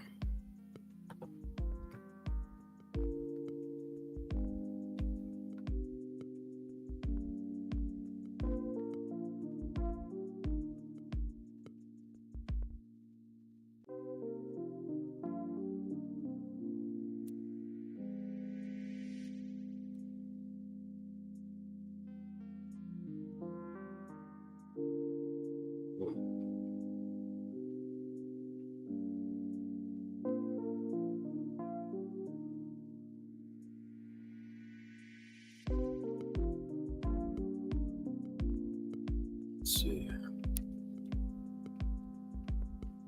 Yes, indeed. Oh, my Lord Jesus. Man, oh, man, oh, man.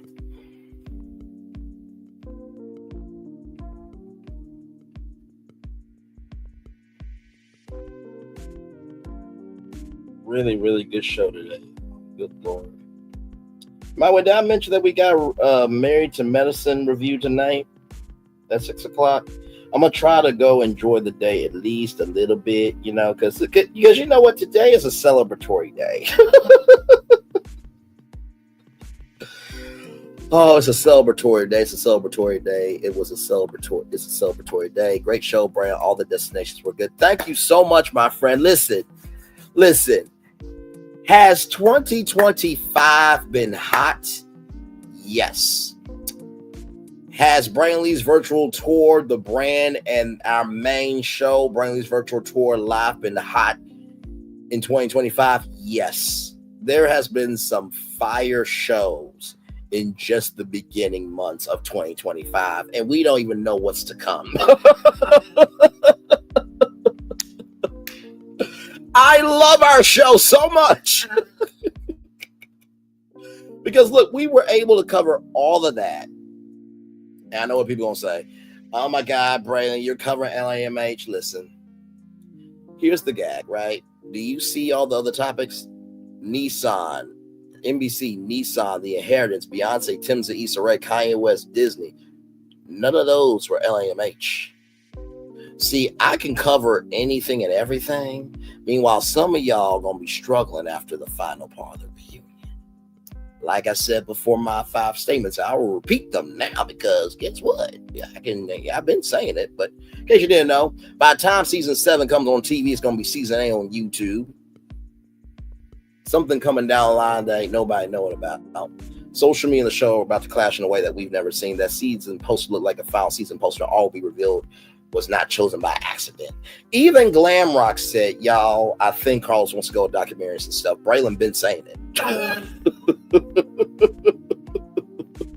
And like I said, after this show ends, is going to be the realest test to see who's a real content creator and who is not. And I have not seen one press release from OWN. I have not seen one post from OWN's Instagram, OWN Keeping It Real Instagram, or Carlos King's Instagram. And you know what?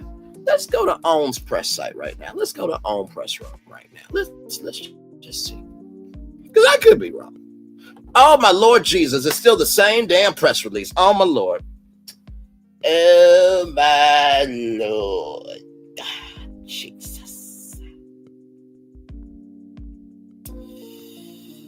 Well, Carlos said the show is renewed, huh? But is that a Love Marriage Huntsville press release? I don't think so, no.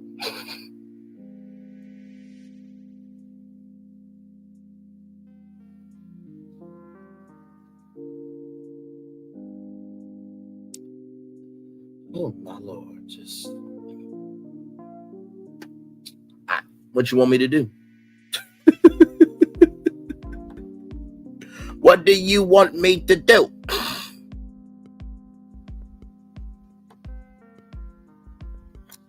Oh, my Lord Jesus.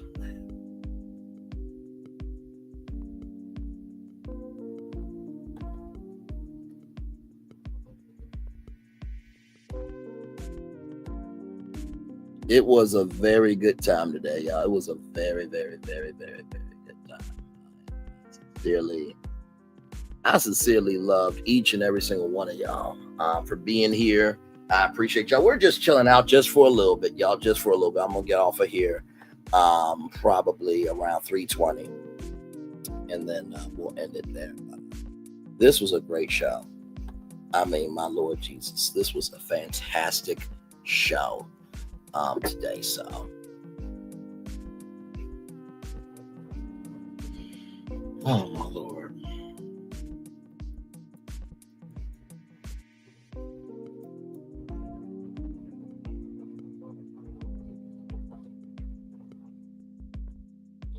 You know what? That's the thing. You can film. Well, here's the thing, right? You pilots usually get filmed, behind the scenes. You guys sign NDA, this, that, and the third, right? And if we remember, Carlos King did not talk to his Love and Marriage DC cast for a whole year, right?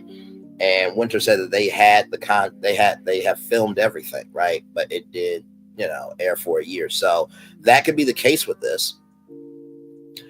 But it's just like, with Carlos, when he said what he said that night, I'm just like, why would you say that out of your mouth when all people have to do is just go look up the press release? Oh, by the way, some more people saying, Braylon, great job there.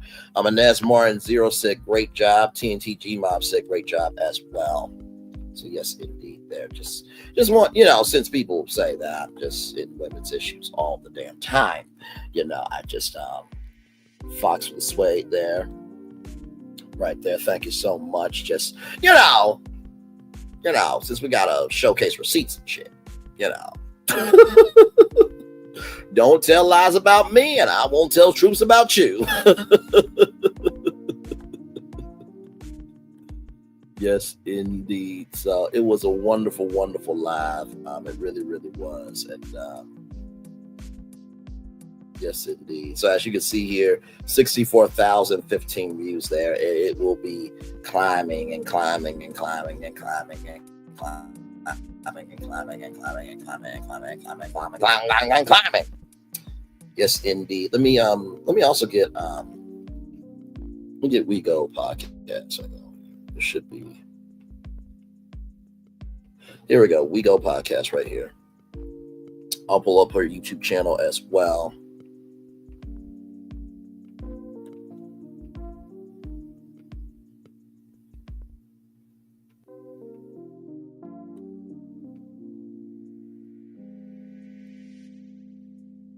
so we can support her as well.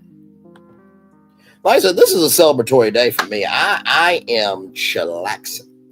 And here she goes. Here the We Go podcast. So just subscribe there.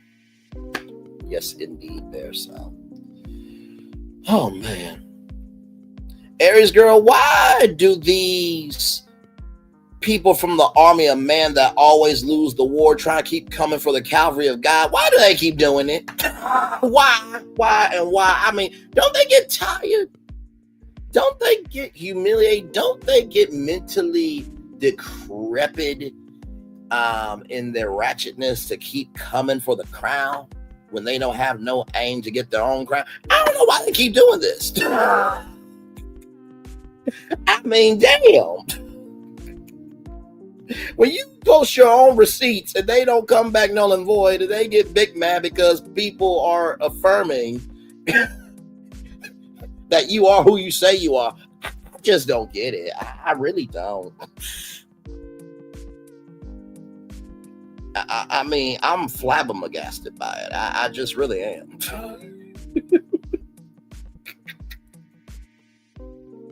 Oh, my Lord Jesus. It's crazy. All of the people on the other side did not go up to defend Destiny, Martell, Kimmy, Maurice, Tisha, Marceau, Trish, and Ken. None of them went up to defend any of them. But yet y'all ride for them.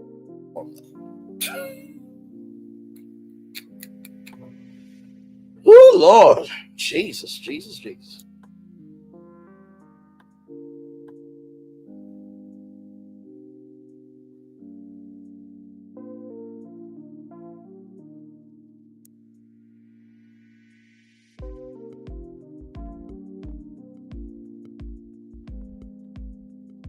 Are y'all see? Whoa, wait.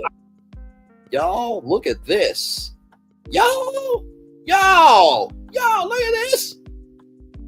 Queen Sheba and Princess Love. Y'all, what? The what? Shout out to Queen Sheba. Okay, then. Let them see your work.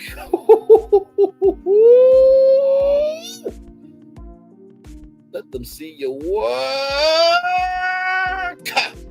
Let them see your work.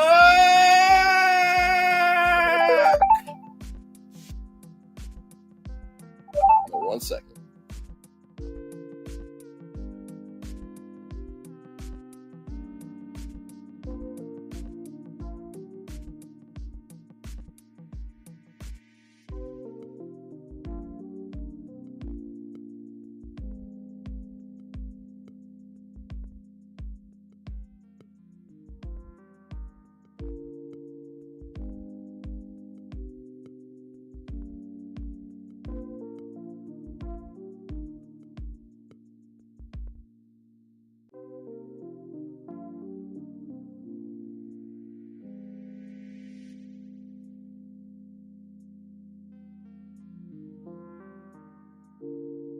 Hang on 1 quick second, y'all. Still live on tour with y'all. Hang on.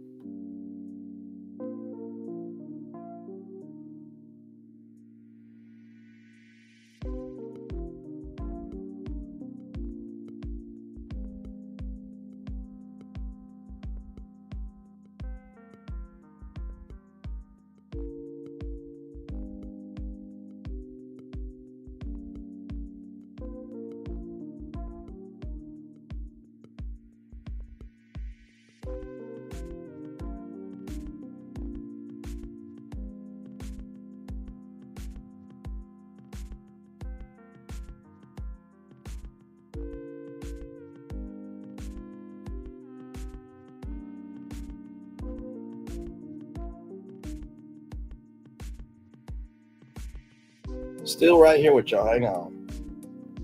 Okay. That was odd. I was trying to call them back. Okay. Let me see here. I just got a like from somebody. Who is it? Went to like my video. Oh my God. Y'all, so remember when I told y'all about that Blavity opportunity, right, for content creators? Winter just liked my video. It has been seen 700 times on TikTok. Now, listen, that just goes to show you the power of putting yourself out there. You know what I mean? So, wow, the search inquiry 66.7% for Blavity Collector Creative, and then Blavity Fellowship 33.3%. See that? And here's the thing, right? And I appreciate that, Aries girl. I really do. And shout out to Queen Sheba for that. That's I'm gonna have to watch that on my own time. And child, listen, can we all agree as content creators that some stuff can just be for us to watch? Because good damn, if you watch everything becomes your job and not for your enjoyment. Okay, so I'm gonna watch this for my own enjoyment. Okay, but yes, indeed. But no, if y'all remember when I covered the Blavity Creator Collective, I was really the only person on YouTube to cover that opportunity. Like nobody else covered that opportunity. And if I go, let's go to it right now because I want to see something. Right, I did this 2 weeks ago. So we go here, right, and click that. Not much to see right now, right? So let's click that. Okay, now there is right there, Blavity Creator Fellowship Application 2025. There's me there. There's me there, right? But literally, y'all, that's it. That's the end of the results. So, like, literally, like this brother here, he put in, you know, he talked about it, right? But in terms of like going live about it, I was the only person to do it. And also to make a video on it. That is sad. But hey, you know what? Sometimes we don't do it for the viewership. Sometimes we do it for the unity, for community to happen. So, like I said, I just stand on my purpose. Because believe me, not everybody can showcase their receipts.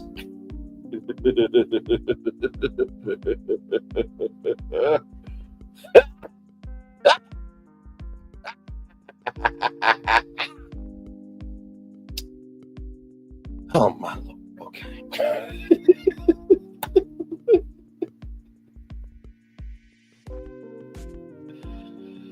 Oh Lord Jesus.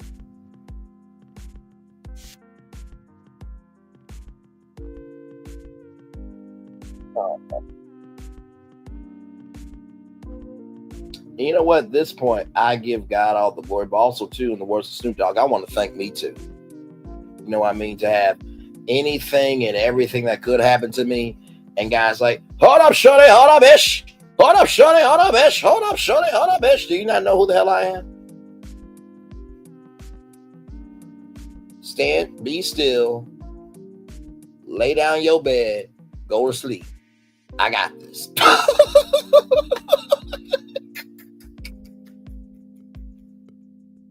Guys, like, wait a minute. Don't, Bray. I know you come from the cavalry. Let the cavalry come through for you sometimes too. I got you. I see what's going on. They don't know who they're dealing with. Oh, my Lord Jesus.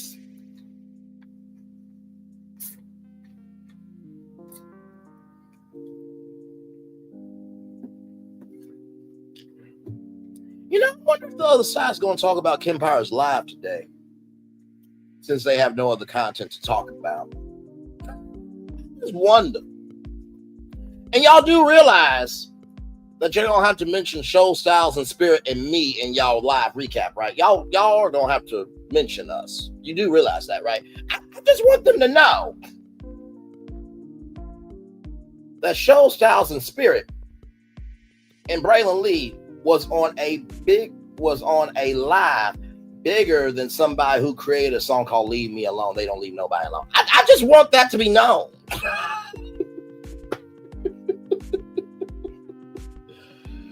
Woo, My Lord Jesus. Actually, you know what? That live was bigger than every other content creator on that side.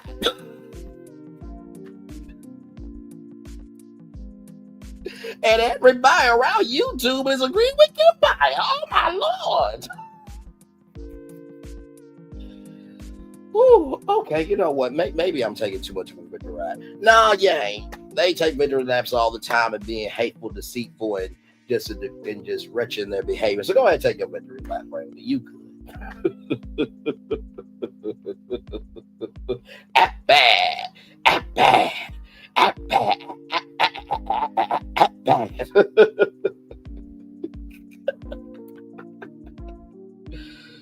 Oh, my Lord Jesus. Okay. Oh, my Lord Jesus, man.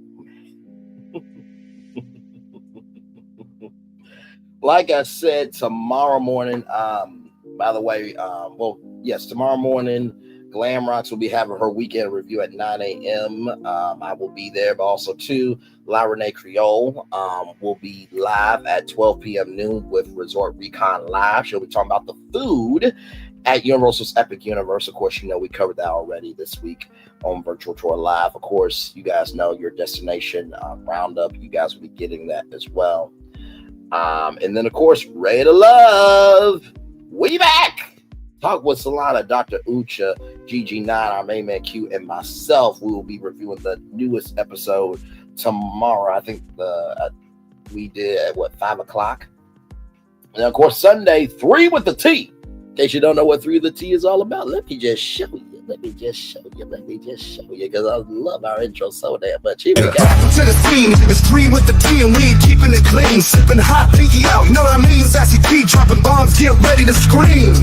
Little Paulette, she in between like the middle sister or the referee. Last but not least, we got Braylon Lee. He in the mix, taking us on a virtual spree. Love, laugh, talk, it's a whole new reality. You're ready for the vibes, cause this party's a masterpiece. That's right, it's 3 with the T. 3 with the T. And if you wanna be no. And if you wanna be no. And if you wanna be like a middle sister. And if you wanna be no.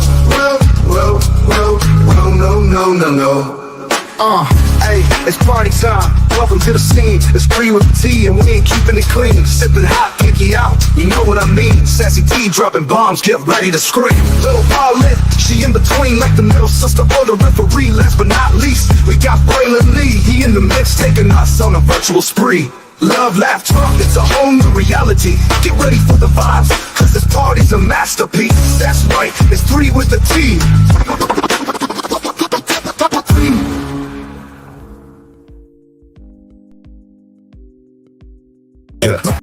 You can catch that Sundays at 8:30, 7:30 Central right here on YouTube with myself, Sassy G from the AO3 and Lil Paulette and the gang. Yes, indeed. Oh, man. All right, I'm gonna extend it out to 3:35 and then I really gotta go, y'all. But this has been such a wonderful day today. It is a wonderful day. It really, really is. I'm so happy. I am. Ooh, man. In the words of Babyface, I'm walking on air. I'm Babyface walking on air, mixed in with a little Jill Scott. If I gave you the world on a silver platter, which would even matter, would you still be mad at me? I find in all things a dozen roses to give to you. You'll still be miserable. In reality, I'ma be who I'm be. Without no lies and no faults. You can try as you may break me down, and I say, but go ahead, hate on me, hater, because now or later I'm gonna do me. You can moan, baby, go ahead and hate on me, hater. I'm not afraid of, because you can do what you want to do, but you ain't gonna hate on me. Oh my Lord. Okay.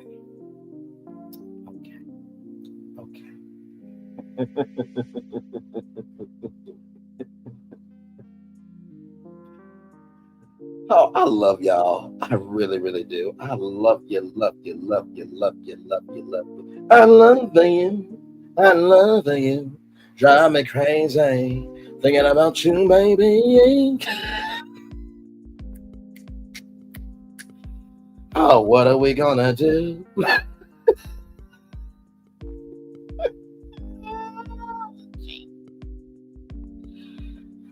Woo, okay.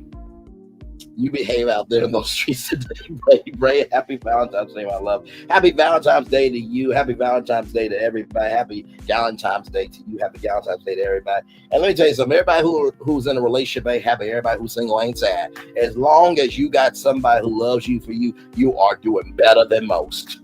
And like I said, if you want to see a person who's in peace, look at how they move in peace. If you want to see how somebody is broken, look at how they're moving in their brokenness.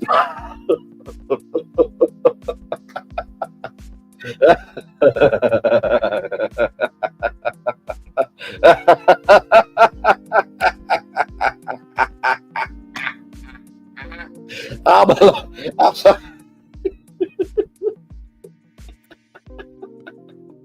Oh my Lord. Wait, how many views does Kempire Live have? Hang on, let me see this. You see this? Hang on, let me refresh it real quick. Let me refresh to give y'all a live number real quick here. Let me see. 6,781 views. And you know what? This is what we're gonna do. I'm gonna extend this for 5 more minutes.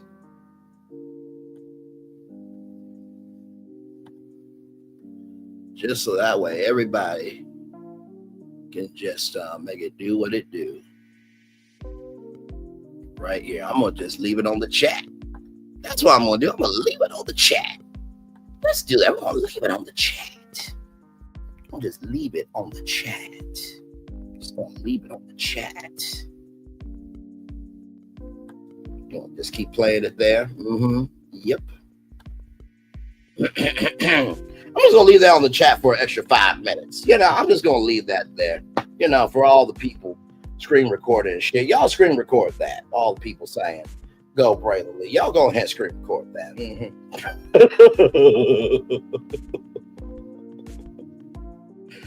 I'll let me be y'all content today since y'all ain't got nothing original to talk about.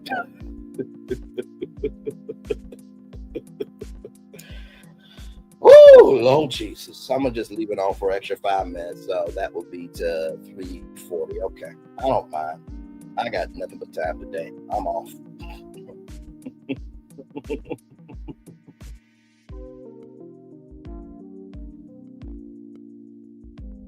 Oh, my Lord.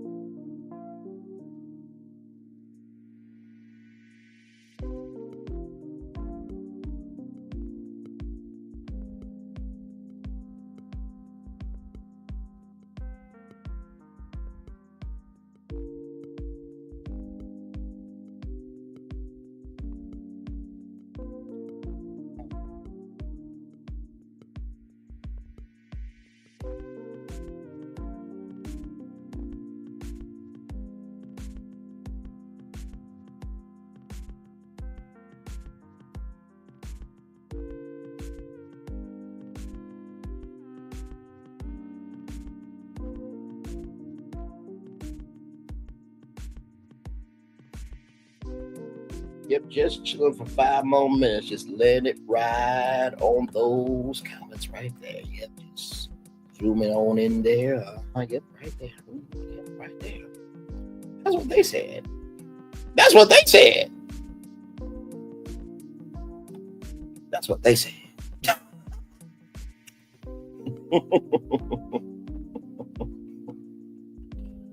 Oh, my Lord.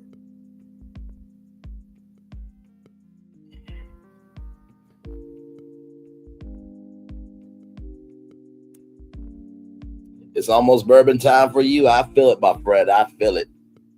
And like I said, I don't gotta make anything up. Y'all can go back to the live and go to my part and see all the comments after. I'm just leaving it up for y'all in the back.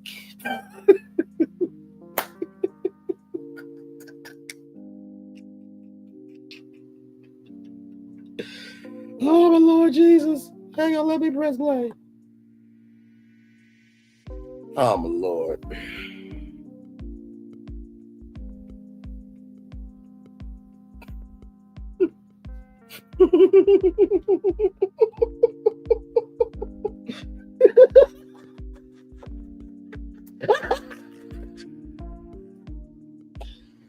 Woo! Okay.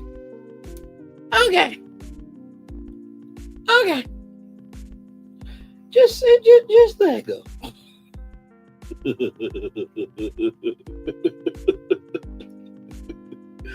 Oh my Lord Jesus.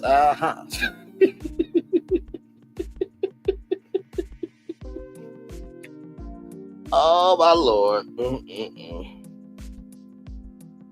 Look, you love brown liquor. I love brown liquor thighs. Lord Jesus. Brown sugar whiskey, if you don't mind. By the way, shout out to Brown Sugar Whiskey, BSRB, which is owned by Jamie Foxx, by the way. Don't get that. You can type in Brown Sugar Whiskey on Google and get you some. Yes.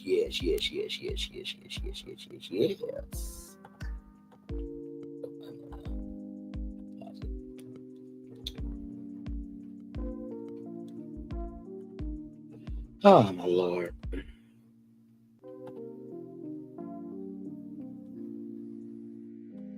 All right, y'all. Hope y'all enjoyed that 5 minutes of the receipts.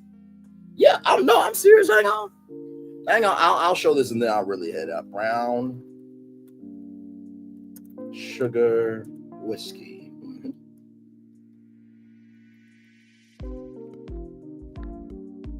And by the way, I still want to try Beyonce's whiskey, which is Sir Davis. And by the way, y'all, I gotta tell you, I got a very good feeling, right, that there will be some after parties on the tour, right? And those after parties will be with Sir Davis whiskey.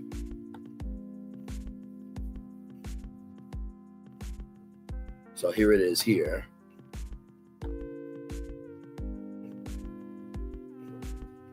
So here it is here, Brown Sugar Whiskey.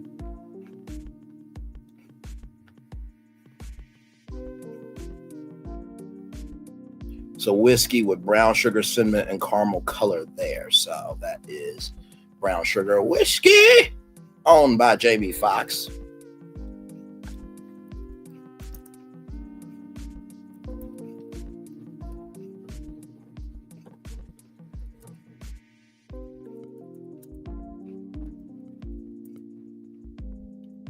I'll show you guys who owns AWH whiskey.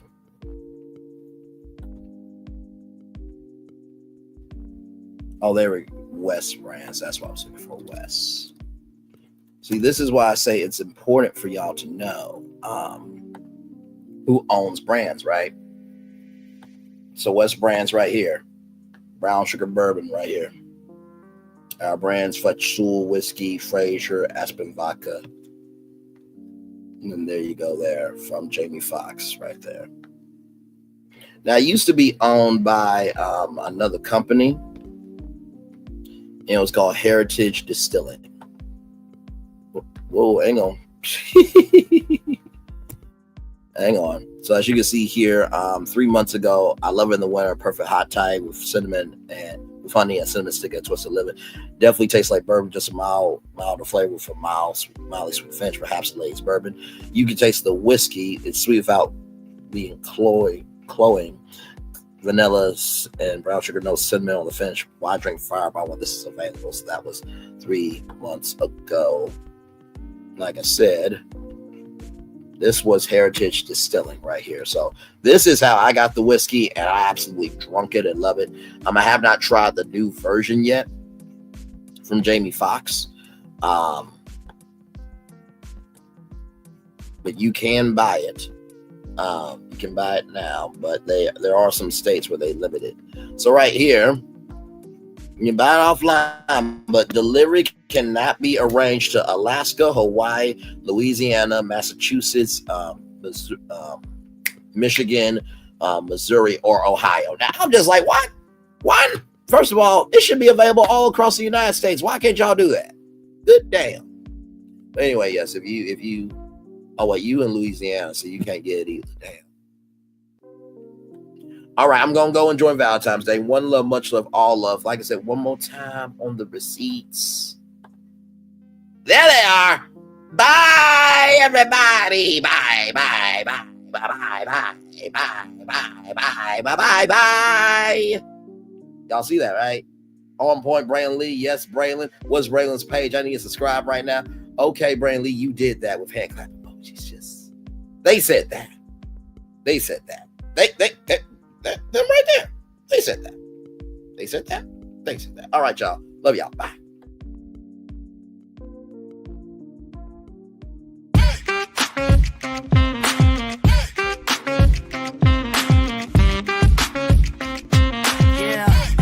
Yeah, we hustle all day. Yeah, we're working, let me play. You know me. Work real hard, now we're ready, let's play. Ay, hustle up, yeah. Ready, set, let's go, yeah. Hustle up, yeah. Ready, set, let's go. Turn it up, turn it up, turn it up, turn it up a little louder. Now get low, come on, drop it to the floor, drop it to the floor. Turn it up, turn it up, turn it up, turn it up a little louder. Now get low, come on, drop it to the floor, drop it to the floor. Turn it up, turn it up, turn it up, turn it up a little louder. Now get low, come on, drop it to the floor, drop it to the floor. Turn it up, turn it up, turn it up, turn it up a little louder.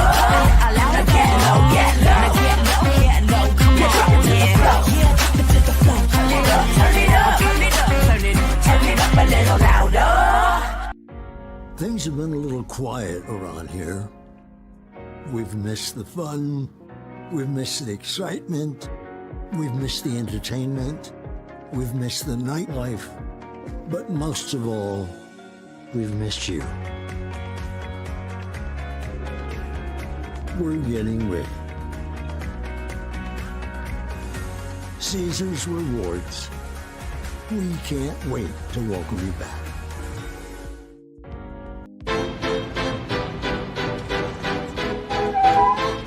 This is for all you multi-talented, multitasking, multi-everything people out there. Take it away. Find your glory, write your story, fearless feet will carry you. Time you own it, take your moment, be a fire burning through. Hustling from night until morning, grinding it out, it won't be long. Feel your power, it's your hour, you inspire, you are strong. Enjoy your Zola. No applause? You're all fired.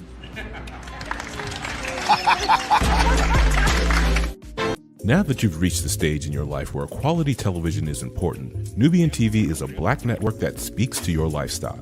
Nubian TV is the world's first digital network devoted to the upscale and political lifestyles of black people. Nubian TV's programming includes politics, travel, fashion, food, automotive, arts and culture, civil rights, music, and more. Watch now on Amazon Fire TV, Roku, or watch globally at NubianTV.net. Nubian TV, it's what you want to watch.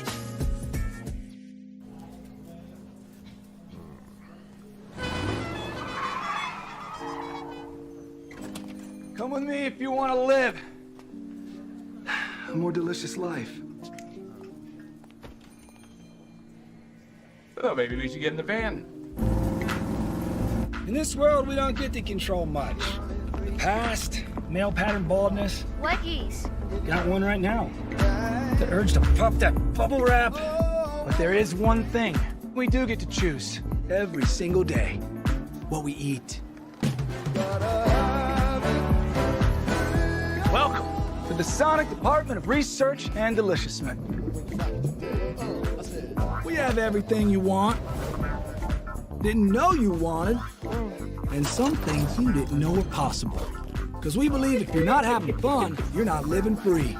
So come on, let's live a little. Hey, good morning, America. Every day I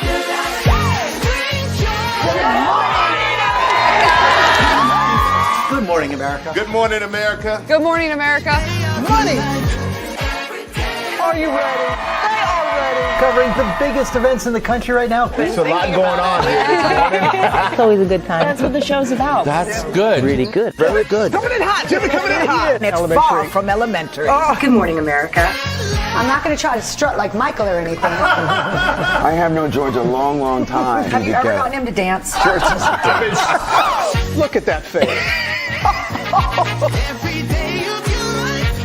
You don't just see it, you feel it. I'm in. I'm in. I'm in too. I'll be there. I am here and so happy. I'm in. I'm in too. I'm in. That tells you something when Snoop Dogg's in. Michael, George, Lara, Ginger. Open your eyes. Think of the one place you've always wanted to see.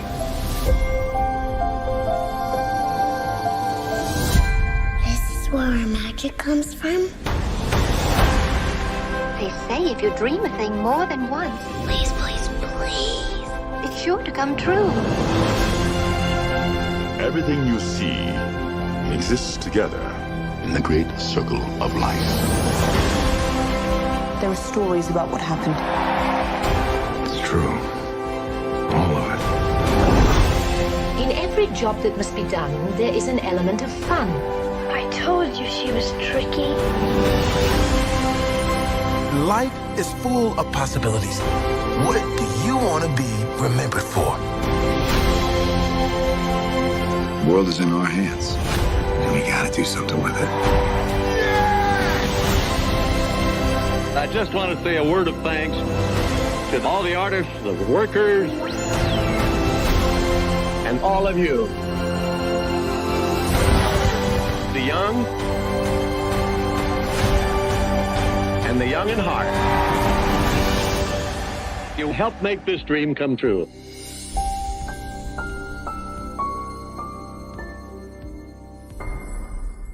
I thought I should tell you they've been talking about you. Yeah, they've been talking about you. They've been talking about the fact that they've done everything they could to stop you and everything they could to block you, but you still win. They've been talking about the fact that they have undermined your success and they have tried to sabotage your seasons, but you keep winning. They've been talking about the fact that even though they don't like each other, they get together to try to kill you, but you keep winning. They've been talking about the fact that you were voted least likely to succeed, but like cream, you keep rising to the top. They've been talking about how they tried to burn your world down, but like the phoenix, you rose from the ashes. They've been talking about you, and you know what they say? Oh, she's just lucky.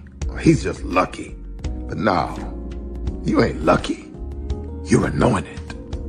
You got something on you. You got favor on you. You got power on you. You were born to win. Now they can call it luck, but it's grace. They can call it luck, but it's favor. But whatever they call it, it doesn't matter, because you know what God calls you? Do you know what God calls you? A winner. I thought I should tell you they've been talking about you. Yeah, they've been talking about you. They've been talking about the fact that they've done everything they could to stop you and everything they could to block you, but you still win. They've been talking about the fact that they have undermined your success and they have tried to sabotage your seasons, but you keep winning. They've been talking about the fact that even though they don't like each other, they get together to try to kill you, but you keep winning. They've been talking about the fact that you were voted least likely to succeed, but like cream, you keep rising to the top. They've been talking about how they tried to burn your world down, but like the phoenix, you rose from the ashes. They've been talking about you, and you know what they say? Oh, she's just lucky. He's just lucky. But no, you ain't lucky. You're anointed. You got something on you. You got favor on you. You got power on you. You were born to win. Now, they can call it luck, but it's grace. They can call it luck, but it's favor. But whatever they call it, it doesn't matter, because you know what God calls you? Do you know what God calls you? A winner. I thought I should tell you they've been talking about you. Yeah, they've been talking about you. They've been talking about the fact that they've done everything they could to stop you and everything they could to block you, but you still win. They've been talking about the fact that they have undermined your success and they have tried to sabotage your seasons, but you keep winning. They've been talking about the fact that even though they don't like each other, they get together to try to kill you, but you keep winning. They've been talking about the fact that you were voted least likely to succeed, but like cream, you keep rising to the top. They've been talking about how they tried to burn your world down, but like the phoenix, you rose from the ashes. They've been talking about you. And you know what they say? Oh, she's just lucky. He's just lucky. But no, you ain't lucky. You're anointed. You got something on you. You got favor on you. You got power on you. You were born to win. Now, they can call it luck, but it's grace. They can call it luck, but it's favor. But whatever they call it, it doesn't matter, because you know what God calls you? Do you know what God calls you? A winner. Caesar. Just look at him. Politician. General. Author. Ruler. Man.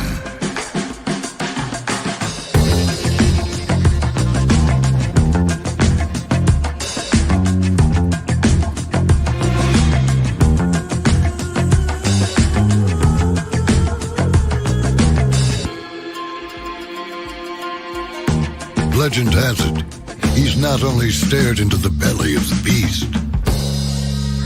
he's had it for dinner. Here he's free to relax, or party, or relax, or party, or relax, and party. His is a world of opulence, excess, and the occasional impulse buy. Not one to rest on his laurels, he's famous for ushering in a new age of entertainment. So, for anyone seeking a place where the sun never sets on a good time, all this awaits. I am Caesar, and I approve this palace.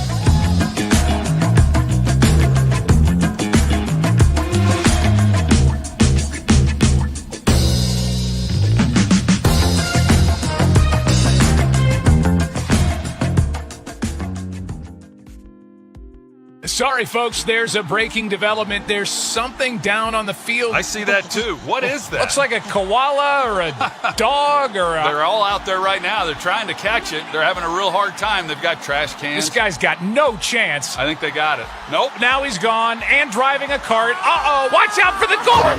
Oh. Oh, that thing is indestructible. Sorry, folks, there's... Prepare for a journey beyond imagination, beyond belief, beyond anything you've experienced before. Universal Epic Universe, a new theme park where you'll step through extraordinary portals to 5 immersive worlds. Prepare for a cosmic voyage of discovery, an isle of fire-breathing excitement, a shadowy world of monsters and mystery, new wonders in the wizarding world, and a new way to play. Plus the splendor of a magnificent resort hotel overlooking the park. It's all new excitement at Universal Orlando Resort. A week's worth of vacation thrills with 4 amazing theme parks, a variety of spectacular themed hotels, and incredible dining and entertainment. It's all at Universal Orlando Resort, where you'll find new adventures every day. Explore the astonishing worlds of Universal Epic Universe at Universal Orlando Resort.